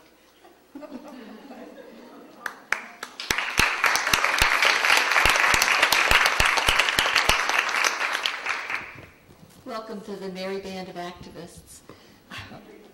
Now there are two women who I'm not going to introduce by name because I don't know if they want to use their own names or not. Yeah, I do. Oh, good for Ian. No, let's use each other's names. Okay. There you go. We're going to swap names. Further adding to the identity. Yes. Just as Jo and her sister were corroborating one another, and they helped me because Jo and her sister were helping me recover because I couldn't believe this was really happening. They were corroborating one another's memories, therefore it was probably real. So here are two sisters. Come on up, guys. I don't think you've spoken out yet. This is your first Yeah. First time? Yeah. sort of kind. Yeah, sort of, kind of. Went to college. So here you are. The microphone's yours, Brienne. This is awesome that everyone's here to talk about this. Oops, I'm knocking this over. Okay. My name is Brianna, and I'm a survivor of child abuse and extreme... Is this thing? Oh, it's doing that. I'm a survivor of extreme organized abuse. Bad stuff. I said extreme organized abuse. Speaking to the woman earlier who wanted the different phrasing. They're really bad stuff. I was abused by my father, who is still perpetrating. And from a young age, from a baby, I was abused. My sister has memories of me being abused in my crib. I was raped repeatedly with foreign objects, told that I was a boy, made into a boy, made to wear boy clothes, cut my hair, all that stuff. I was drowned in hot water, and my perpetrator had a weird, like, hero thing in his head. You know, how some perpetrators have this, you know, these kind of dual personalities, or think they're really great, and they're like God's gift to the world. The sociopaths often do think. And so he would, you know, drown me in a bathtub and then pull me up and say, "Oh, I saved you, you're okay." You know, rock me and stuff. Really weird, creepy stuff. And as time went on, let's see, during all this, I was not talking about the abuse at all except 2 incidents. I told my mother when I was 7 once. She worked very early in the morning at Kaiser, and she would drive with me to work in the morning, and I would sit there with her at her work like 5:30 or 6. And one morning in the car, I said, "Mom, Dad puts his penis in my mouth." And her response was looking out the window and crying, and then taking me to school. So there was no response. It was 0-0. The second time I talked about it, my parents divorced when I was 10. I'm 26 and my sister's 36, by the way, so there's quite an age difference between us, but we're not half-sisters or anything. The second time I talked about it was when I was 11, and my parents were divorced, and my father had equal custody, like her situation, but I spent a little bit more time with him, and she'd take me to his house in the morning, and he would abuse me in the morning there before school. So at night and in the morning before school. So I was really tired, but I got straight A's somehow. And so, you know, kids may not always show signs of being sexually abused. You know, I definitely did have some signs, but they didn't have to do with my scholastic studies. Anyways, I would throw up every morning before I would go. You know, obviously, my mom was aware that something was wrong, right? I mean, that just isn't normal behavior. But she was obviously, you know, abused and afraid and all that stuff, which is unfortunate. But anyways, I would throw up every morning before I got into the house. So I'd be throwing up in the car. You know, I always had a bowl with me every morning because I knew what was going to happen. And so one morning I said, "Mom, I just don't want to go in there." I threw up, and I threw up in the car, and I said, "I just can't go in there." And she said, "Why not? Why not?" And I said, I don't want to stay. I'm going to get killed, you know, which is a big red flag, obviously. I mean, I'm just obviously arguing me, which I still have to come to terms with, like, all the time. You just watch me in my process here right now, you know. It's like, I'm like, she knew? What? How could she? You know, but yeah, I mean, it was obvious through the years, so this is how it happens, you know. Anyways, I barfed, and I go, I just can't go in there. Why not? I can't say I'm going to get killed. And she goes, well, what is it? You got to tell me. You know, I go, okay, we got to promise not to tell Dad. You know, she's like, okay, I promise. I'm like, well, when I go inside in the morning, he snuggles me really hard, naked, in his bed, and it hurts. And so things happen and it hurts. And she said, oh, well, that's not appropriate. I'm going to go talk to him right now. And I'm like, oh, you know, that's a death sentence, basically. Thanks, Mom, you know. Put me in the lion's den even more. So we go up to the door. He answers the door naked, you know. Classic disgusto 70s perp. And she goes, Brianna says you're sleeping in her bed naked with her and snuggling her and that she doesn't like it. You need to stop doing that. And he says, oh, Brianna, how could you say that about me? You know, this is, I mean, they're like clowns. The two of them. You know, I'm watching them in my mind going, oh my God, you know, what are they doing? What is this weird dance that's going on? It's so weird. Anyways, and the response was after that, really interesting. He left me alone for about 6 weeks and wouldn't touch me and wouldn't look at me and punished me emotionally and told me I was a bad girl and I hurt his feelings and I wasn't his best friend anymore. And just, you know, I was this terrible person. Wouldn't walk me to school, wouldn't help me get breakfast. It went from, like, you know, attention to neglect and on and on. And so this kind of went on through my teenage years. And, you know, probably the biggest effect that it had on my life was making me feel dirty and unclean and unable to date boys my own age, which is so sad.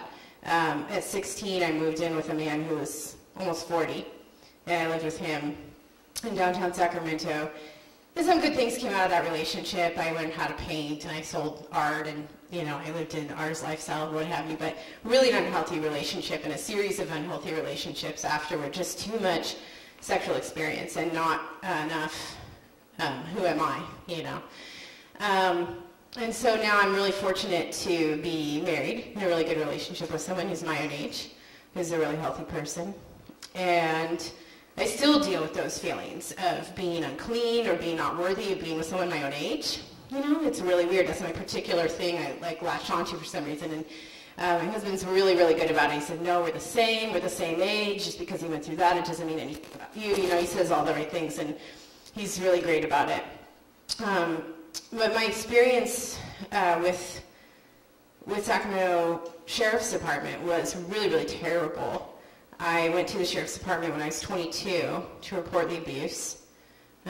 They sent someone to my house. They did not interview my sister, who I told them was out about her abuse. They did not interview any other members of my family. And I had witnessed her abuse. She'd been a witness. Yeah, and I gave them her number. And nothing happened with that. They basically did one interview with me, did a taped phone call with my perpetrator where I called him, and they had me lie and say I was suicidal. So they wanted me to tell him, oh, Dad, I'm suicidal.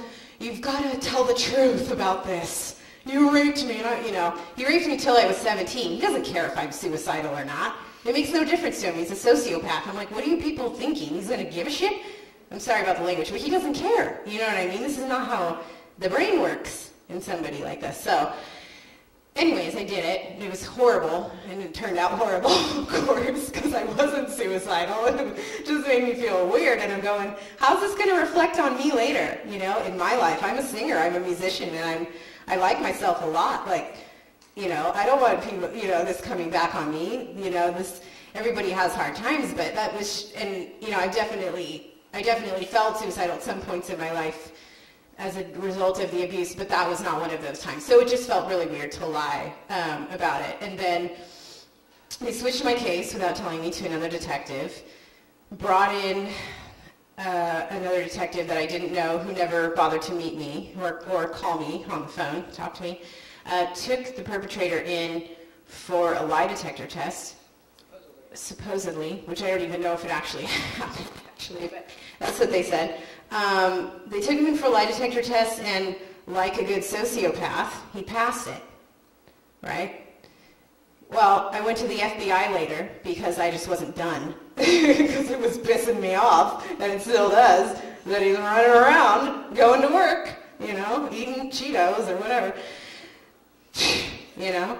Go ahead, eat the Cheetos, they're bad for you. Okay, so anyway,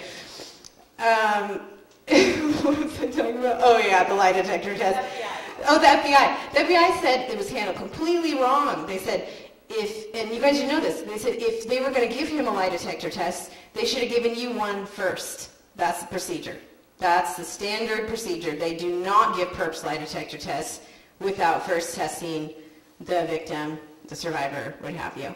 So that was handled completely wrong. A number of other things are handled completely wrong. After he passed that lie detector test in classic sociopathic style, the detective called me and said, as I'm in a very emotional state, you know, she's so empathetic, called me and said, I don't know what's wrong with you, but this didn't happen to you, and you need to move on with your life and get over yourself, girl.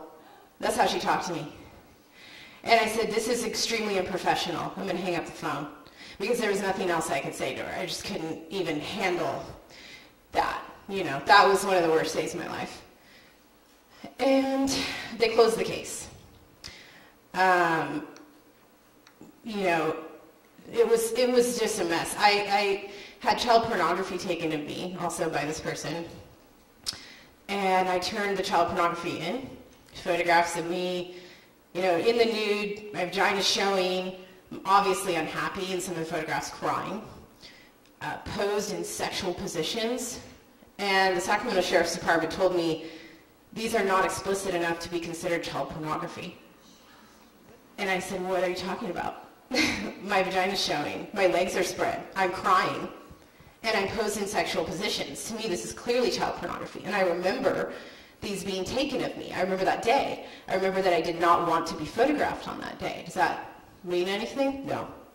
Well, apparently, that was handled completely wrong.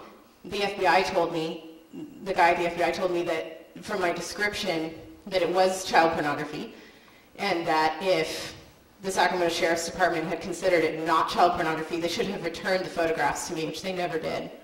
So they still have those photos. You know, make of that what you will. Unless they burned them or somebody took them home, right? Ew. It happens. So, you know, basically, the system failed. And I went to the FBI, I wrote to the White House. I've done a lot of activism about it.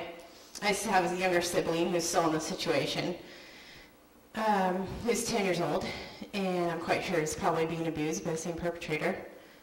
And so I pretty much at this point, as I said, I'm a musician and a songwriter. I do like kind of some folk and country western music, and I study indigenous music also. And so I'm pretty much focused on my own career at this point, because if I think about my brother too much, it just drives me nuts, you know.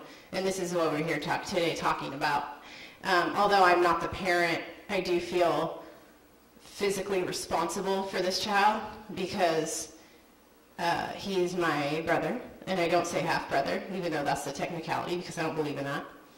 I'm Cherokee Indian, and I don't believe in half brothers and sisters. So I do feel totally responsible for him, and that completely helpless, you know, in the face of the system. CPS went to my brother's school and pulled him out of school in front of all his friends, asked him if something was going on at home. That's very vague, right? Is something going on at home? He's 6. He's like, you know, what do you mean? I just want to go play. This is embarrassing, right? What kid's going to say, oh yeah, well, just in case you were wondering, my father's a child molester and he's, you know, molesting me and touching my penis every night. Like, what is he going to say, right? This is ridiculous. I mean, to me, the whole approach is unfathomable. CPS also went to my father's home and interviewed him there And I think the interview lasted about 15 minutes. And he lives in a very nice house. He's a very successful businessman who is actually Native American but goes as white person. My sister and I are registered and he's not, and I told the tribal elders that I do not want him registered. And they agreed. But he's a very successful person, and he has a big house. He's got a lot of fancy stuff. And I really think that had a huge bearing on the case. I mean, they walked in, they sat down, talked to him for 15 minutes. The person from CPS called me back and said, he seems like he's a nice man. We don't know what's going on here. You know, well, you don't know. Well, I mean, it's, you know, Did you suspect bribery? I do suspect bribery, yeah. And I've actually heard from other professionals in this arena, and I can't say who those professionals are due to legal reasons, but I was advised by certain other professionals who deal in this arena that it's possible that he bribed the police department and that it happens often. So, you know, my greatest hope, since I was abused in multiple states by this person, and the case is actually federal, is that at some point, if somebody else comes forward, or I'm able to pursue it based on a federal charge and not a state charge, that I could get, you know, some kind of, get him in jail, basically, and get custody of my brother. It's really hard because, you know, I really would want my brother to be able to stay with his mom, but on the other hand, her first husband was also a child molester. And then she married my father, who's also a child molester. So I'm going, you know, like not such a great situation, but the kids want to stay with their moms usually. Anyways, that is a little bit about me, and it's really interesting for me talking about it, and I think I have had somewhat of a fear of approaching it in public because I'm a singer and a known singer and songwriter, write for other writers and all that kind of stuff, good stuff. And there's a lot of stigma that goes along with it, but then I read that Carlos Santana was sexually abused, and so it's okay. I can talk about it, you know. He's great. Oh yeah, Joan Baez. I don't know if she's out though. She's a ritual. She is? Oh, she's out, Joan Baez? She's out about it? Roseanne Barr. You know, before I came to this conference, I went down the list of all the performers. I'm like, okay, I can do this, you know. Yeah, Oprah, everybody. So, I just think it's, the other thing, the message that I just want to really put across is that I think it's just massively important to take care of yourself if you're in this kind of situation and not spend all your time worrying. And I know it's so hard because how can you not, you know? And you have to worry to a certain extent to do anything about it, right? Because if you just stick your head in the sand, it's going to keep happening. But I've really seen people get sick, and I've seen people lose their health and their livelihoods over these kinds of issues, and you just have to remember, especially, you know, the female of the species, which tends to be so nurturing and giving, that you've got to take care of yourself first. And if you cannot survive, I mean, look at it from a survival perspective, like in the wilderness, you know, if you cannot survive, you cannot provide. That's the bottom line. So you've got to take care of yourself 100% so that you can do anything productive, you know, not to mention enjoy your life. That's really important. So thanks for having me here today. Appreciate it.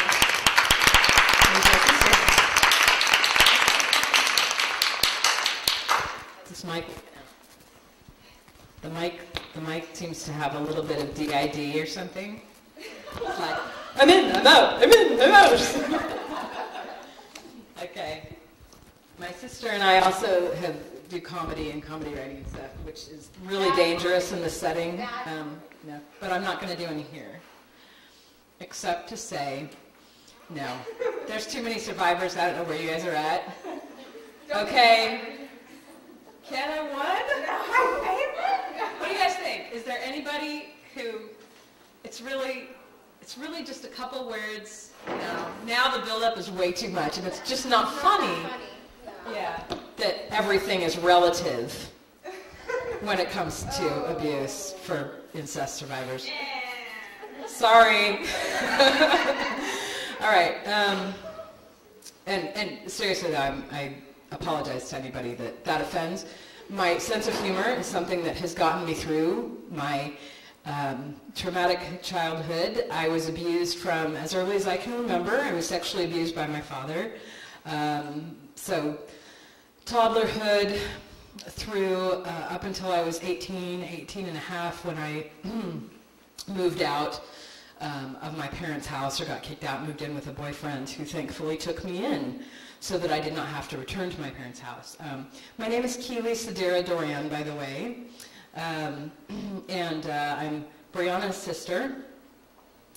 And we have an older sister who's 3.5 years older than I am, who is in complete denial that any of us were sexually abused, even though I remember clearly her being sexually abused.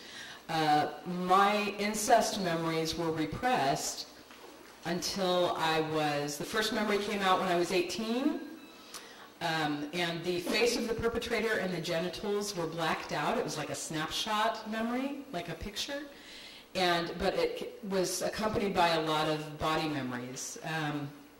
And then I visited the idea periodically that it could be my dad. I kept coming up against this, and I literally was so sick one week in my early 20s that I threw up for a week. I threw up about every half hour for almost an entire week, even considering the idea that my father would sexually abuse me. So that's how powerful the denial is. My memories finally came out. I was able to confront them and begin the process of accepting them and integrating them when I was 25, when I got pregnant with my son. I think I was 25. Yeah, 1997, November. When I became pregnant, I was married and we planned the child. And it was like the gaping maw of hell opening up underneath my feet, and I was falling in. And it was absolute chaos, and I did not know what, didn't know what was what, didn't know what was wrong with me. I felt awful and was reliving body memories and psychological torture daily throughout my pregnancy. In fact, one of the things that I did that has really helped me is my art. I read a great book called The Artist's Way by Julia Cameron a couple of years before I had that experience after I got pregnant of remembering the incest. And so I was in the habit of and I've been a writer since like 8th grade anyway, and an artist. So I wrote and I painted and I drew. And there's a book of my poetry on the back table called Dirt Pink, Rubbing the Uglies. That is all this poetry that came out of that period of the initial memories surfacing of the incest. I'm also a ritual abuse survivor, and was until recently, I thought I had dealt with my stuff. I did 2 years of EMDR therapy. I did a spiritual awareness meditation healing program for 1.5 years, and I have been getting through college, and I have a couple of AA degrees, and I was, in my junior year towards getting my Bachelor of Arts degree as a painter, and for painting and drawing. So I am the mother of a wonderful 10-year-old little boy. I did get a divorce after he was born, about 3 months old. I separated from my husband. We had trust issues in our marriage anyway. He was a recovering methamphetamine addict, and that resurfaced, and some dishonesty issues surrounding that resurfaced, and there were also some domestic violence, emotional abuse issues with him, though very mild compared to a lot of stuff, and I'm on very good terms with his family that he's barely in contact with anymore. They're wonderful people, and they have really pulled me through. They believe us. Believing is 90% of the healing, as far as I'm concerned.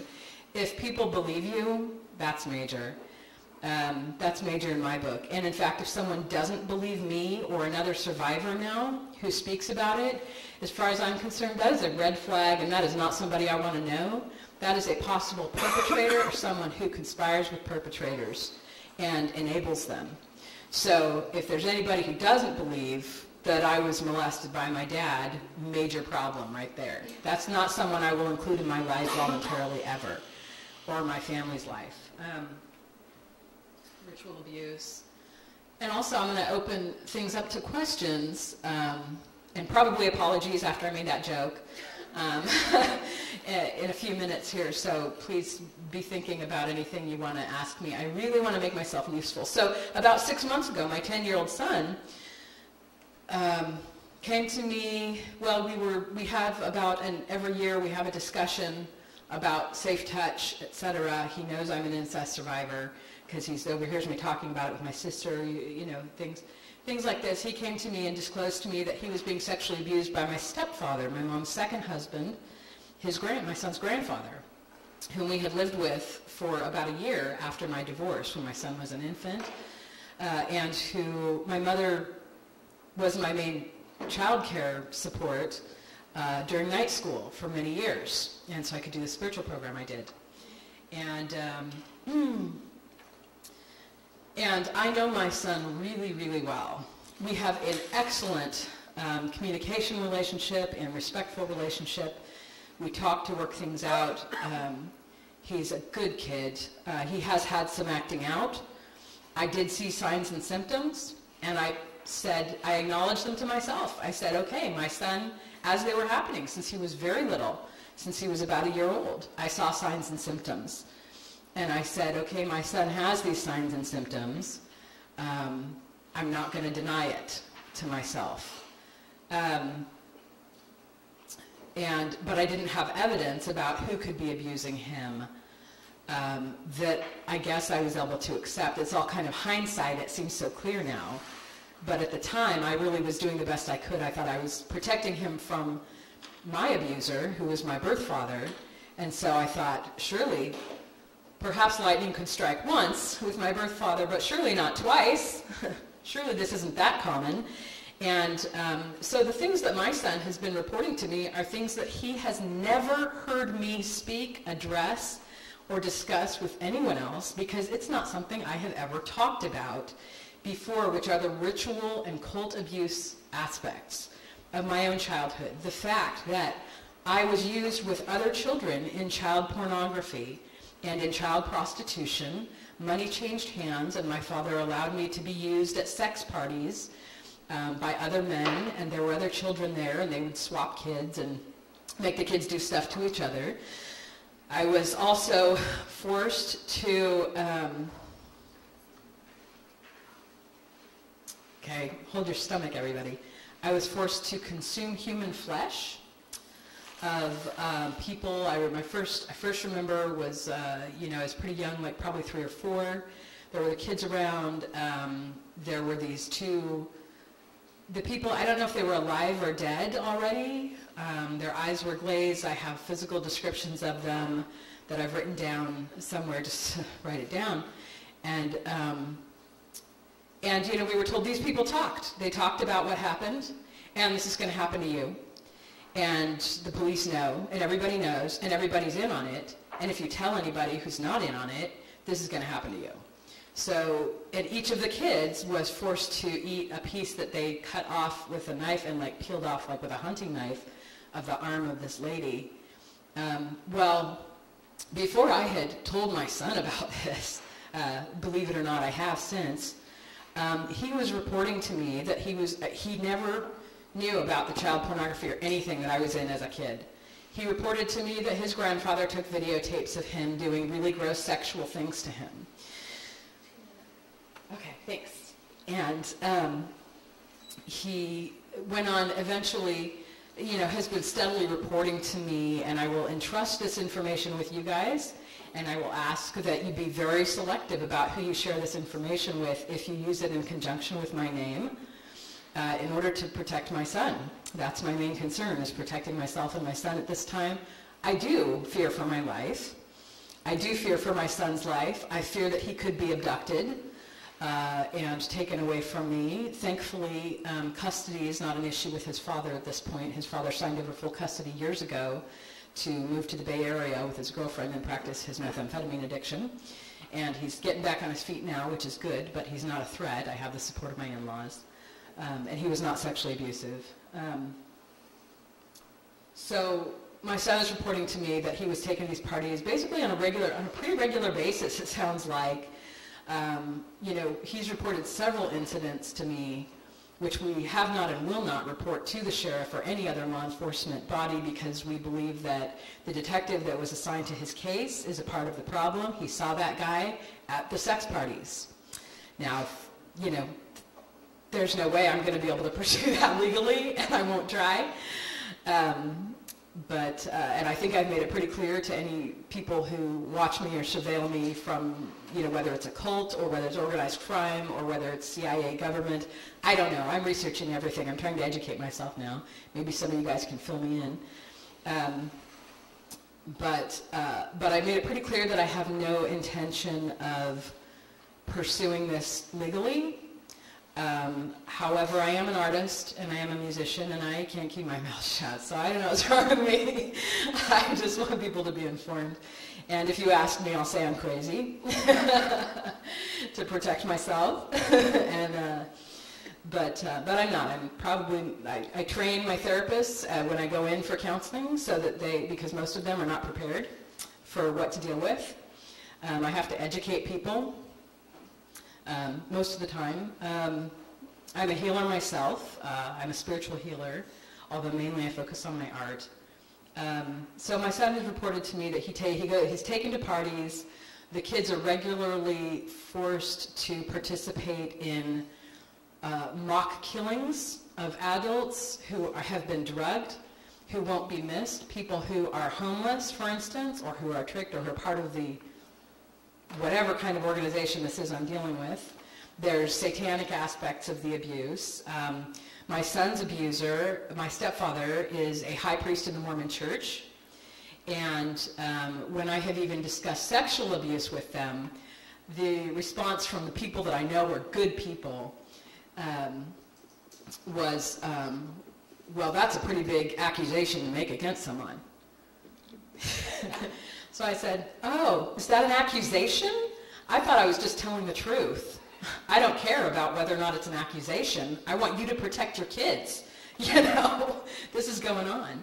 And I have not approached other aspects of the abuse with my clergy yet. However, the things my son reports to me also are about mind control and psychological abuse. He was hypnotized by his perpetrator using a pendulum, and the detective used that to confuse my child and to discount his story by saying, when my son went in for the SAFE interview, the so-called SAFE interview, which is an acronym for something, to be videotaped, and then the videotape went fine with the gal that was the appointed video, person to talk to him during the videotape. I could not be present. I was in the waiting room.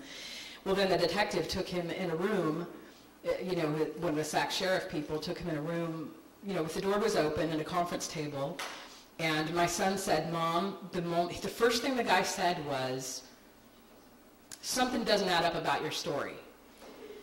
And Seth says, Mom, I knew at that moment I had to say anything to get out of that room alive. I would say anything that guy told me to say just to get out of there. And the things that are normally in place to supposedly make kids feel safe, like your mom doesn't know about this and she's not going to hear about this, sounded like a threat to my son. He's not closer to anyone other than me. Why would I not be informed of it? That freaked him out. And the man confused him using some other details from his case and intentionally messed with his mind and tried to suggest that I had bribed him to say this. And when he came out and asked me, thankfully it was with a CD that we had already rented from the library, and the detective misunderstood things. I see you creeping up, Connie. Thank you. Yeah. So, do we have time for questions, or did I talk too long? Finish this part of what you're saying, though. Okay, all right. Just my son's really, really brave, and he really wants to share his story, and he wanted to come here, and he's so articulate, you guys, and he's so courageous. I hope you'll keep him in your prayers. But it's real. It's real, and I never would have believed it if I didn't hear it from my son, so I had to wake up to all that stuff that I had never talked about, the cult aspects of the abuse, the ritual abuse, and the mind control. and I wish that I had woken up sooner and been able to trust myself and accept myself and everything in my head way sooner. So thank you so much for listening.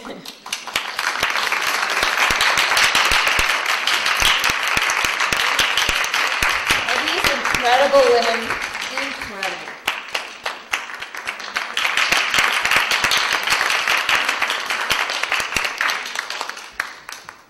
Well, you're probably as exhausted as I am, and I just want to thank everyone for sticking it out today. This is a hard subject, and Brianna and I were just talking about what could we sing that everybody knows the words to that would kind of leave us with a happy feeling. And she suggested a great song. Since she's a singer herself, I'm going to ask her to start it. It's going to be Happy Birthday. This is our 15th annual conference. Happy birthday to us. I picked Happy Birthday because we just have to remember to be happy to be alive. And there's all the dark, but, you know, there's the light too. So let's not forget about that good stuff. Whose birthday? Who are we going to say happy birthday? Us. To us. Yeah. Say your own name. Yeah, everybody say your own name, except I'm going to say us, because I have the mic, and that's just, you know, that's going to take over, and it's going to be all about Brie, and we don't want that today. It's all about everyone, so. Okay, here we go. Happy birthday to me. Happy birthday to you, me. Happy birthday, dear us. Happy birthday to you, me, us. All right. Thank you all. You're welcome to stay around and ask questions. It's 4:30, and that was when we said we would close. There's a lot. There's more food. There's donuts, chocolate, whatever will make your day. So stay around and talk. We have a facility until 5:30 or 6. We'll be cleaning up, but you are welcome. You are honored guests.